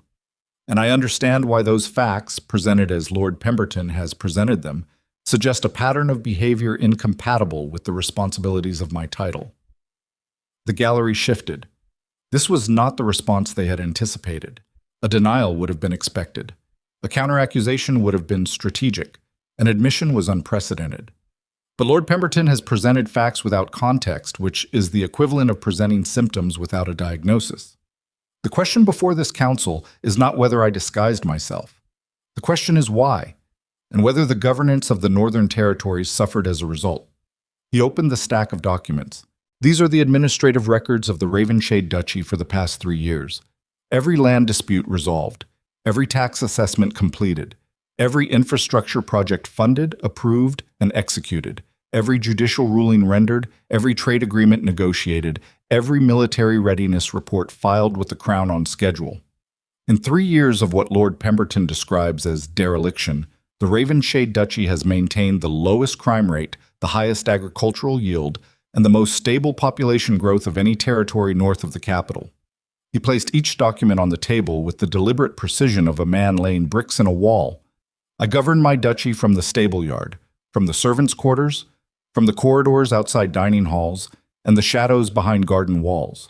I governed it in disguise because the disguise gave me something that no formal audience, no ceremonial visit, no arranged meeting has ever provided a duke in the history of this realm: the truth about the people inside my own walls. Pemberton shifted in his seat. The movement was small, but Cedric caught it, the involuntary contraction of a man who had prepared for a battle and was watching the terrain change beneath his feet. Lord Pemberton suggests that my absence was irresponsible. I suggest that my presence, in the form I chose, was the most thorough exercise of due diligence any lord in this chamber has ever conducted. I did not abandon my responsibilities. I executed them from a vantage point that revealed what every noble in this room works very hard to conceal: how they behave when they believe no one of consequence is watching. The gallery had gone perfectly still. Cedric felt the shift in the room the way a seasoned commander feels a change in wind direction. He was not winning. Winning was the wrong framework. He was redefining the battlefield, and the nobles watching him understood that the man standing at the respondents' table was not defending himself. He was threatening them. Because if the council legitimized his method, if they accepted that a duke had the right to observe his own household in whatever capacity he chose, then every lord in the gallery was suddenly vulnerable to the same scrutiny. Every private cruelty, every whispered insult, every performed kindness that evaporated the moment the audience changed, all of it became potential evidence in a system where power could watch from any angle. Lord Ashworth studied the documents for a long, silent interval. His expression gave away nothing, but his reading pace suggested he was not skimming, he was verifying. "Lord Pemberton," Ashworth said without looking up, "your petition accuses the Duke of dereliction. These records suggest otherwise. Do you dispute their authenticity?" "The records are administrative, my lord. They do not address the Duke's psychological fitness. A man who impersonates servants is not behaving rationally, regardless of how many tax assessments he signs. The Charter of Noble Obligation does not contain provisions for evaluating psychological fitness," Cedric said. His voice was level, but the edge beneath it could have drawn blood. Article 14 addresses dereliction of duty, not methodology, not temperament, not the personal habits of a lord within his own household. Lord Pemberton is asking this council to expand its jurisdiction beyond the boundaries of the Charter itself, which is, I respectfully submit, a far more dangerous precedent than anything I have done inside my own castle. The silence that followed was the silence of men recalculating. Ashworth looked at Pemberton. "Lord Pemberton, you referenced sworn testimony from a household servant. Is this individual available for questioning?" "Edmund Cross is available at the council's request." "Then produce him." A clerk left the chamber. Minutes passed. The gallery sustained its silence with the disciplined effort of people who understood that the outcome of this hearing would reshape the political geography of the Northern Territories for a generation. The clerk returned alone. "My Lord Chancellor, Mr. Cross is not at the location provided by Lord Pemberton's council. The address leads to a boarding house whose proprietor states the room was vacated 3 days ago without notice." Pemberton's face underwent a transformation that Cedric observed with the clinical detachment of a man watching his own prediction materialize. The confidence drained first, replaced by confusion, then by the rapid scanning calculation of someone searching for an explanation that preserved their position. "That is impossible. He was secured. He was paid?" Cedric's voice cut across Pemberton's sputtering with the precision of a blade finding the gap between armor plates. "Accommodated? Provided with incentives to deliver testimony that served your petition? Because a man who disappears 3 days before he is needed is a man who was never loyal to the truth, Lord Pemberton. He was loyal to the highest bidder, and the highest bidder apparently has decided that your cause is no longer worth the investment." It was a guess. It was a calculated, instinct-driven guess based on nothing more than Cedric's 12 years of observing how men behaved when the architecture of their schemes began to collapse. Edmund had not been rescued or silenced by Cedric's people. Cedric had given no such order. The old servant had simply done what every mercenary eventually did. He had assessed the shifting odds and concluded that Pemberton's chances of victory no longer justified the risk of public testimony against the Duke of Ravenshade. Loyalty purchased was loyalty rented, and rented things were always returned when the tenant found cheaper accommodation. Pemberton stood. The motion was too fast, too uncontrolled, the physical manifestation of a man feeling the ground give way beneath a position he had believed was unassailable. This changes nothing. The Duke's behavior is a matter of public record. His absence from formal governance, his refusal of marriage alliances, his deliberate concealment of identity, these are facts that do not require a single witness to establish. They are facts that require context to evaluate, Ashworth said, and his tone carried the particular coldness of a proceduralist who had detected a violation of procedural integrity. Lord Pemberton, you filed this petition with the assurance of corroborating testimony. That testimony is now unavailable. The administrative records presented by the Duke appear comprehensive and are subject to verification. Do you have additional evidence to support your claim of dereliction? I have the evidence of every noble family in the Northern Territories who has experienced the Duke's absence firsthand. Anecdotal complaints from rival houses are not evidence under Article 14. They are politics. The word landed like a gavel. Ashworth was not ruling, he was signaling, and the signal was clear enough that every experienced politician in the gallery translated it simultaneously. The Lord Chancellor had found the procedural flaw in Pemberton's case, and he was not going to ignore it, because ignoring procedural flaws was the one thing Lord Ashworth was constitutionally incapable of doing. This council will recess to review the administrative records submitted by His Grace, Ashworth announced. Lord Pemberton's petition remains under consideration pending verification. However, I will note for the record that the invocation of Article 14, Paragraph 6 by the respondent appears procedurally sound. The Duke of Ravenshade has presented evidence of active governance within the statutory window. This council will evaluate that evidence against the claims of dereliction and render a decision within 7 days. Cedric gathered his documents. His hands were steady. His breathing was controlled. Every external indicator suggested a man operating within his normal parameters of composure and authority. Inside his chest, his heart was hammering with a force that blurred his vision at the edges. He had not won. Ashworth's recess was not an acquittal. It was a postponement, and 7 days in the capital meant 7 days during which Pemberton could regroup, find new allies, manufacture new evidence, or simply apply the kind of sustained political pressure that transformed postponements into permanent sieges. But he had not lost.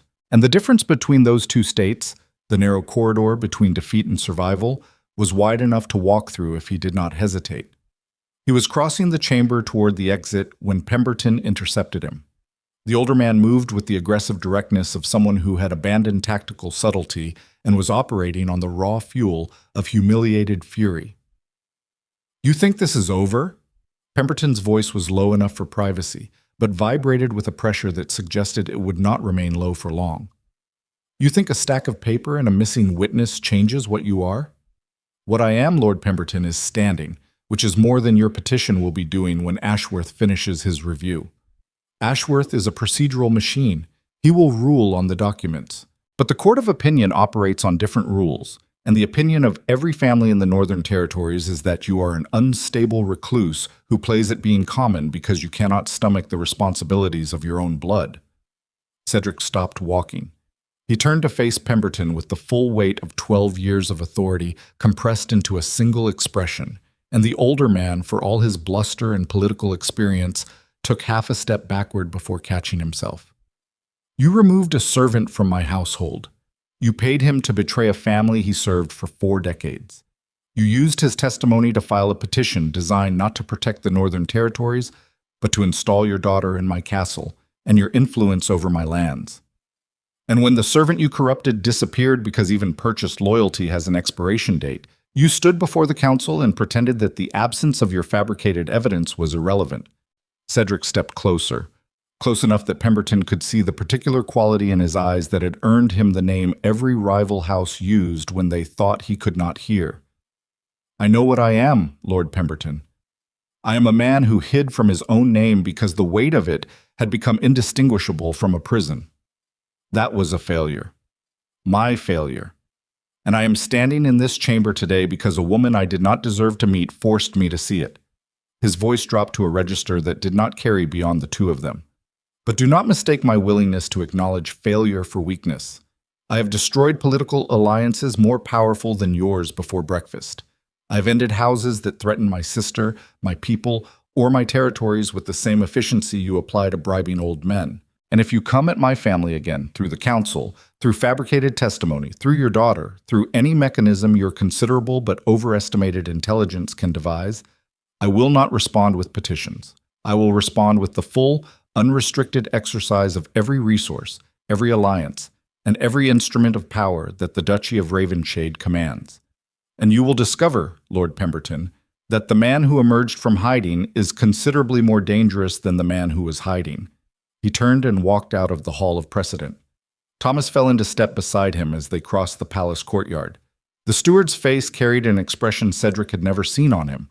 Not relief, not satisfaction. Something closer to the look a man gives a structure he has watched survive a storm he was certain would destroy it.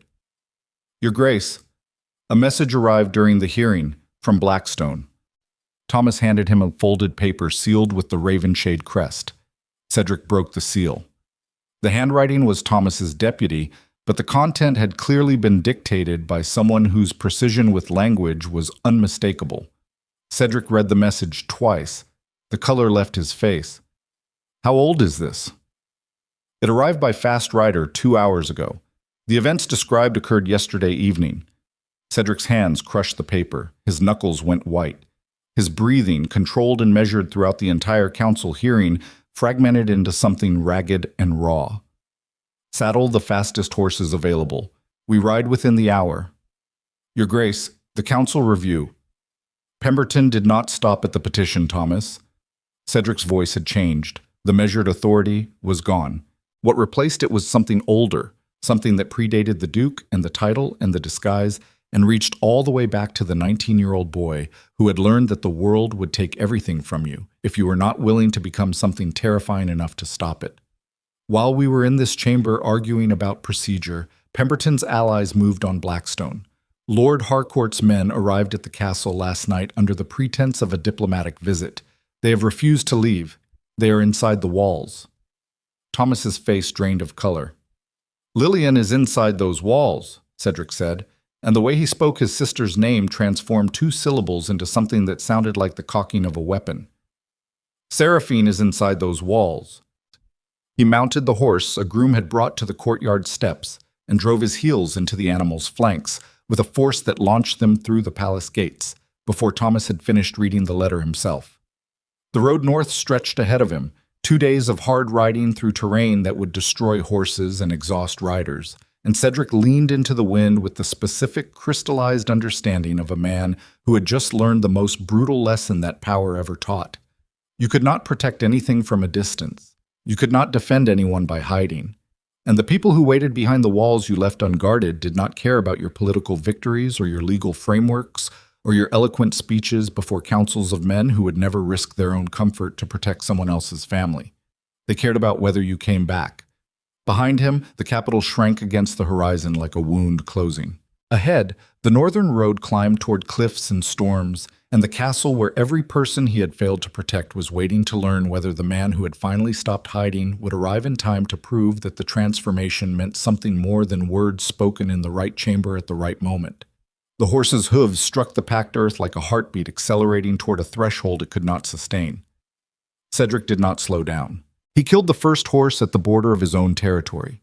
The animal went down on the mountain road 12 miles south of Blackstone, its legs buckling beneath a body that had been pushed beyond the architecture of its endurance. Cedric hit the ground rolling, tasted dirt and blood from a split lip, and was on his feet before Thomas's horse had fully stopped behind him. He did not look at the fallen animal.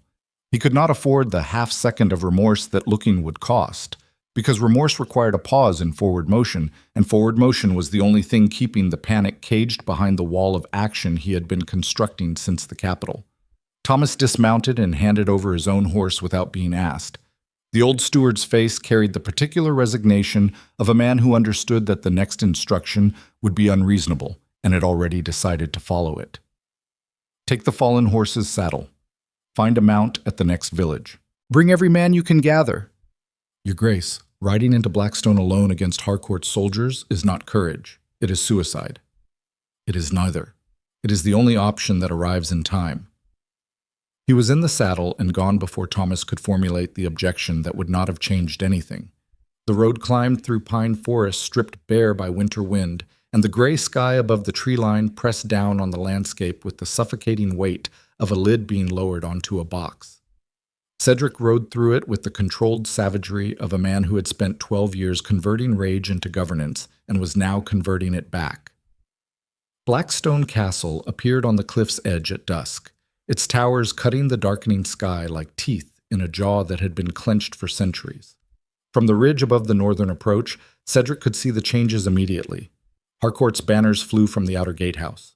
Armed men patrolled the courtyard walls in formations that were not defensive. They were proprietary. The casual posture of soldiers occupying territory they had been told was already theirs. The main gate was held by 6 men wearing Harcourt's colors. The servants' entrance on the eastern wall would be watched. The sea gate at the base of the cliffs was accessible only by boat.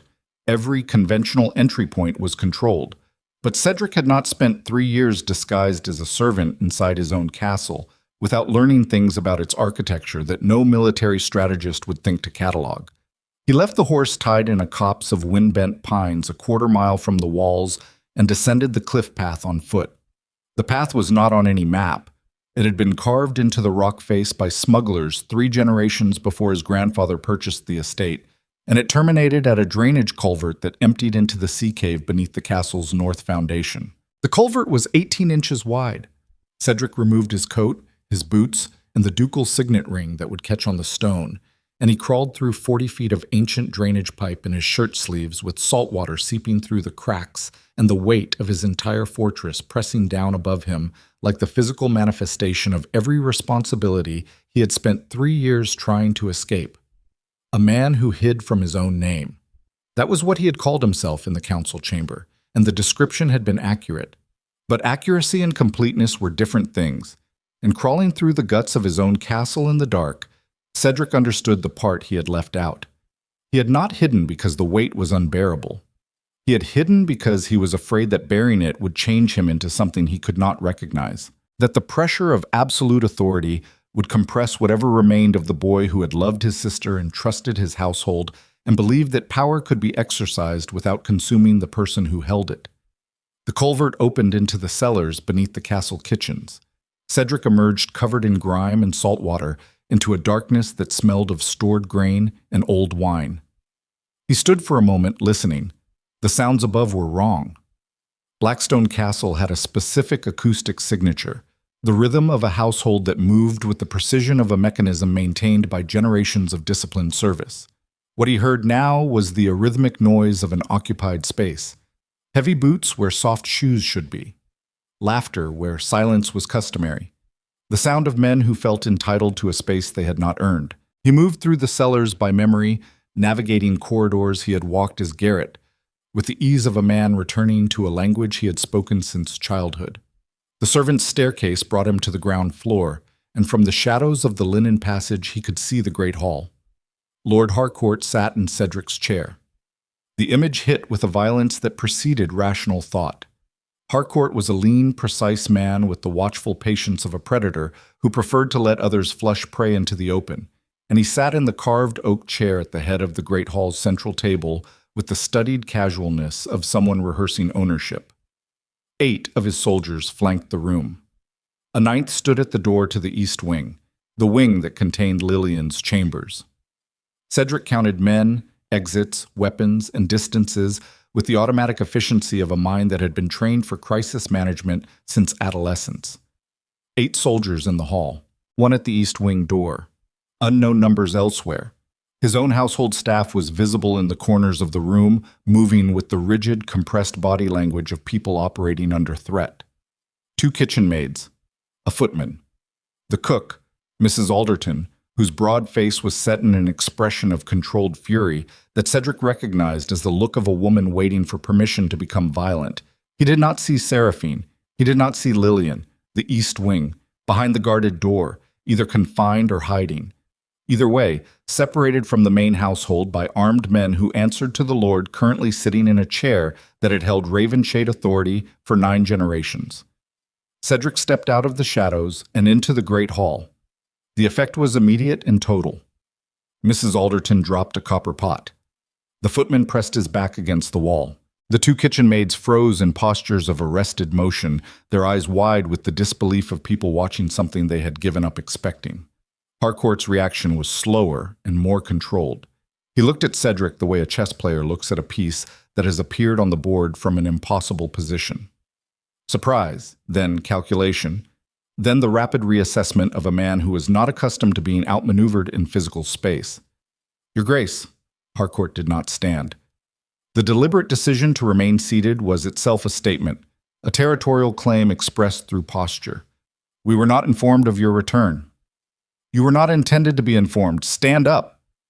The 2 words carried 12 years of compressed authority, and the soldiers closest to Cedric shifted their weight in the involuntary response of men whose bodies recognized command before their minds could override it. Harcourt remained seated, but the effort required to maintain his posture was visible in the tension along his jaw. I am here as a representative of the council, Harcourt said. Lord Pemberton's petition has raised concerns about the security of the Northern Territories during what appears to be a period of administrative transition. My presence is precautionary. Your presence is an occupation. The council has not convened. No ruling has been issued. No authority has been transferred. You are sitting in my chair inside my castle with armed men guarding the corridor that leads to my sister's chambers. And you are doing it under the pretense of precaution while the actual Duke of this territory stands in front of you asking you to stand up. Cedric crossed the hall.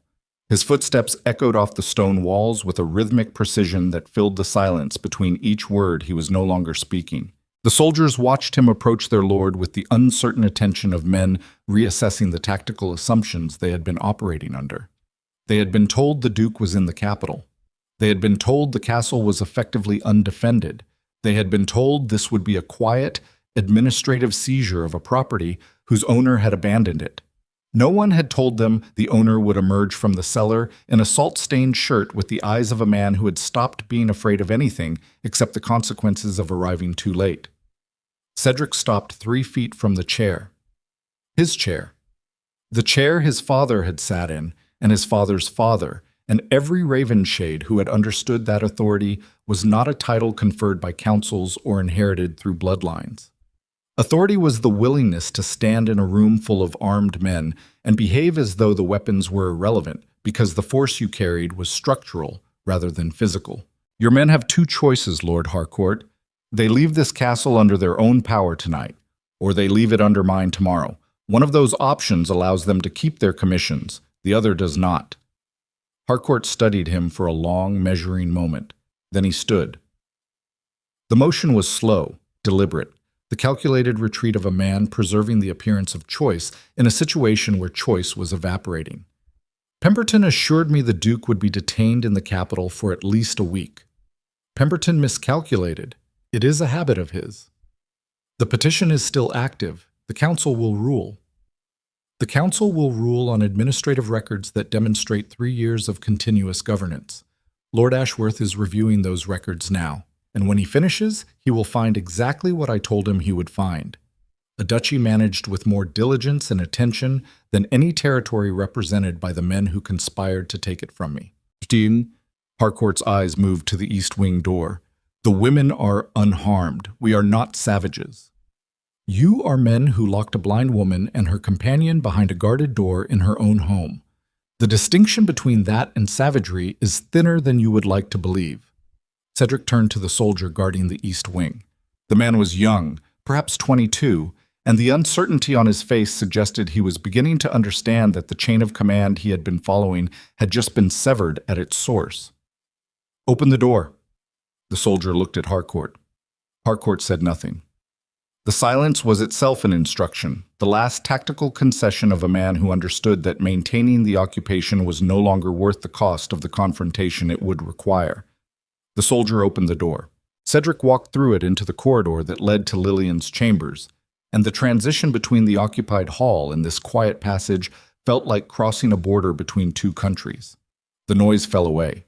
The tension compressed into something smaller, tighter, more personal than political. His boots were gone. His feet were bare on the cold stone. His shirt was stained with salt and grime from the drainage culvert. He looked nothing like a duke. He looked exactly like the man Seraphine had met during a storm. Lillian's door was closed, but not locked. He opened it slowly, and the first thing he saw was Seraphine standing between the door and the bed, where Lillian sat with her arms wrapped around her own knees and her face turned toward the sound of the opening door with an expression that held every emotion the human face was capable of producing simultaneously. Seraphine held a fireplace poker in both hands, angled across her body in the posture of someone who had been prepared to use it. Her dress was the same one she had been wearing when he left for the capital. Her hair was pulled back with a severity that suggested she had not attended to it in days. Her face was pale, and her eyes were dry, and her hands on the poker were absolutely steady. She looked at him. He looked at her. "You came back," Lillian said from the bed, and her voice cracked on the second word in a way that demolished every remaining wall Cedric had ever built. He crossed the room and took his sister's hands and held them with a grip that was too tight and not tight enough simultaneously. Lillian's fingers found his face the way they always did, reading his features through touch, mapping the person in front of her against the internal catalog of the people she trusted enough to reach for. "Your lip is cut," she said, "and you smell like the sea." "I crawled through the drainage culvert. That culvert is 18 inches wide. I am aware." A sound escaped Lillian that was halfway between a laugh and a sob, and Cedric pulled her against his chest and held her with the ferocity of a man who understood, finally, completely, with the irreversible clarity that only near loss could provide, that every acre of land, every political alliance, every display of power he had ever orchestrated was worth exactly nothing if the people inside his walls were not safe. Over Lillian's shoulder, he looked at Seraphine. She had lowered the poker but not released it. Her eyes held no relief. Not yet. Relief was a luxury afforded to people who had not spent 2 days preparing to fight armed men with a fireplace implement and the force of their own refusal to be conquered. "Harcourt's men are withdrawing," Cedric said. "I know, I heard you through the door." She set the poker against the wall with the careful placement of someone returning a weapon to its designated position after active use. "I heard everything you said in the hall. And you sounded like a man who finally understands that governing a duchy means being present inside it." He almost smiled. The expression was still foreign on his face, an immigrant emotion in a country that had been governed by stoicism and control for as long as he could remember. But it arrived nonetheless, small and imperfect and entirely real. "I crawled through a drainage pipe for you," he said. "You crawled through a drainage pipe for your sister. I crawled through a drainage pipe for both of you. The distinction is important to me, even if it is not important to you." Seraphine looked at him for a long time. Her eyes performed the same thorough assessment she had applied to fountain basins and rose stems and the cracks in ancient stone, reading the surface for evidence of the forces that had shaped the structure from the inside. Whatever she found in his face during that examination, whatever evidence of damage and reconstruction, and the specific, irreversible transformation that occurs when a man stops building walls and starts dismantling them, it was enough to shift something behind her expression that he had not seen move before. "It is important to me," she said quietly. "I did not say it was not." Harcourt's men left Blackstone Castle before midnight. They rode south without the banners they had hung from the gatehouse, which Cedric ordered burned in the courtyard before the last horse cleared the gates. The household staff watched the burning in silence, and the light of the flames threw shadows across their faces that looked like the shapes of things being released rather than destroyed. The council's ruling arrived by official courier 6 days later. Lord Ashworth, in language so dry it could have been used as kindling, declared the administrative records of the Ravenshade Duchy sufficient to demonstrate continuous governance under Article 14. Pemberton's petition was dismissed with the additional notation that the petitioner's reliance on testimony from an unavailable witness constituted a procedural irregularity warranting formal censure. Pemberton did not lose his title. He lost something more valuable. He lost the credibility required to challenge Cedric's authority without looking like a man pursuing a personal vendetta, and in the careful, precedent-driven world of aristocratic politics, that loss was permanent. The weeks that followed were quiet in the way that landscapes are quiet after severe weather. Not peaceful. Rearranged. The contours of daily life inside Blackstone Castle shifted in ways that were subtle individually but collectively unmistakable. Cedric held morning audiences in the Great Hall, visible, accessible, seated in his own chair with the posture of a man who had reclaimed it, not through force, but through the more difficult act of admitting he should never have left it empty. He signed correspondence at his own desk. He ate meals in the dining hall with his household rather than in servants' quarters under a borrowed name. He did not wear the disguise again, not because the impulse to watch from the shadows had disappeared. It had not. The desire to retreat into observation, to test and verify and catalog from a position of concealed safety, still lived in him the way old injuries lived in the bodies that had survived them. He felt it in moments of stress, in the particular tightness behind his eyes that preceded the urge to disappear. But he recognized it now for what it was. Not vigilance, not prudence, fear dressed in the vocabulary of strategy, and he had learned, through the precise and excruciating education of nearly losing everything, that fear was the most expensive disguise a man could wear. It cost nothing to put on and everything to remove, and the longer you wore it, the harder it became to remember what your own face looked like underneath. Lillian's world expanded in ways Cedric had not anticipated. Seraphine's presence transformed the castle from a beautiful fortress that Lillian could not see into a textured, described, inhabited space that she could navigate through language as vivid and specific as sight. The garden became a mapped territory of competing rose stems and tired stone lions. The library became a geography of worn floor spots and the particular smell of bindings from different centuries. Every room acquired a narrative, a character, a set of details so precisely observed that Lillian began moving through the castle with a confidence that her brother had never seen and her previous companions had never thought to cultivate. It was Lillian who said the thing that Cedric could not bring himself to say. They were sitting in the south garden on a morning warm enough to suggest that the northern spring might actually arrive this year. Seraphine was describing a new climbing rose that had appeared on the eastern wall, its stems threading through the cracks in the stonework with what she called the polite aggression of something that intended to stay whether it was invited or not. "That sounds like you," Lillian said. Seraphine paused. "I beg your pardon?" "Polite aggression. Intending to stay whether invited or not. That is exactly what you have done to this castle and to my brother, and I think it is time someone said it out loud because he certainly will not." "Lillian, you have been watching each other for weeks with the careful intensity of two people who are afraid that saying the obvious thing will destroy the careful arrangement of pretending the obvious thing does not exist. It is exhausting to be near. I am blind, Cedric, not oblivious." Cedric looked at Seraphine across the garden bench. She looked back at him with an expression that contained, for the first time since the conservatory, no assessment, no evaluation, no careful neutrality designed to maintain the professional distance she had insisted upon as the condition of staying. What her face held was the specific, unguarded vulnerability of a woman who had been translating the world for everyone else, and was now, for one unprotected moment, allowing someone to see her without translation. "Your sister is not subtle," Seraphine said. "My sister is the most perceptive person I have ever known. She merely lacks the social inhibition that prevents the rest of us from saying true things at inconvenient times." "Is this inconvenient?" "This is terrifying, but I have recently learned that terror and inconvenience are different categories, and I have been confusing them for most of my adult life." Seraphine's mouth moved. The expression was not quite a smile. It was the precursor to a smile.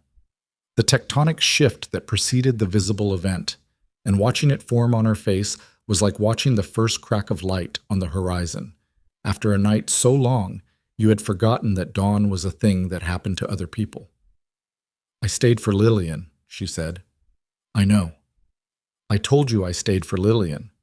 I know. I was not entirely truthful. Cedric felt the words land in the space behind his sternum, where fear had lived for 12 years, and where something else was now taking up residence. Something that occupied the same space but exerted an entirely different kind of pressure. Fear compressed. This expanded. Fear demanded walls. This demanded the specific, irreversible courage of leaving them down. Neither was I, he said. When I told you I was afraid of you, that was true. But it was incomplete. I was afraid of you because you were the first person who made me want to stop being afraid. And wanting to stop being afraid is the most frightening thing I have ever experienced, because it means accepting that the walls I built were never protecting me. They were preventing me. And everything I lost while I was hiding behind them was lost not because the world was cruel, but because I was too afraid to stand in it. Lillian's hand found Seraphine's wrist in the gesture that had become the silent vocabulary of their connection. Then her other hand found Cedric's. She held them both, her brother and the woman who had taught her to see with language, and the triangle their joined hands formed was the geometry of something that no amount of political strategy, no depth of aristocratic training, no accumulation of power or territory or authority could have engineered. It was accidental, improbable, built from a shattered carriage and a rainstorm, and a woman who counted steps for a stranger she owed nothing to. And it was indestructible in the particular way that things forged from honesty rather than design tend to be. Not because they cannot be broken, but because the people who hold them have already survived the breaking and know exactly what it costs. That evening, in the rose garden where he had first watched Seraphine describe the world to his sister, Cedric presented her with a single white rose cut from the eastern wall. The thorns were intact. He had not trimmed them, not smoothed them, not performed any of the customary modifications that made roses suitable for ceremonial presentation. "It is imperfect," he said. "Everything worth holding is. The thorns will draw blood if you are not careful. I have never been particularly careful. You may have noticed." He placed the rose in her hand, and she closed her fingers around the stem with the deliberate precision of a woman who understood that accepting a flawed thing completely, thorns and all, was a fundamentally different act than accepting a thing that someone had modified to make easier to hold. One was accommodation. The other was choice. She chose. And Cedric Ravenshade, the Iron Duke, the man who had spent 3 years hiding inside his own identity because the alternative required a kind of exposure that no fortress could defend against, stood in his own garden under his own name, and discovered that the most dangerous thing he had ever done was not facing the council, not confronting Harcourt, not crawling through a drainage pipe in the dark. It was standing still, without a disguise, without a strategy, without the ability to retreat into a role when the truth became uncomfortable, and allowing someone to see every crack and fault line and structural weakness that years of pressure had carved into the man beneath the title. The duchy endured, not because its ruler was invulnerable, but because he had finally learned the difference between strength and armor. Strength was the willingness to be present. Armor was the refusal to be seen. He had worn the armor for so long that removing it felt less like liberation and more like surgery, the extraction of something that had fused with the tissue it was supposed to protect. But the man who emerged from beneath it, scarred and imperfect and irreversibly changed, governed with a clarity that the armored version had never possessed. His enemies remembered the Duke who could destroy political alliances before breakfast. His people remembered the Lord who returned through a drainage pipe when his family was in danger. History, if it remembered him at all, would record the sovereign who discovered that the rarest form of power was not the ability to command obedience from others. It was the willingness to stop commanding it from himself.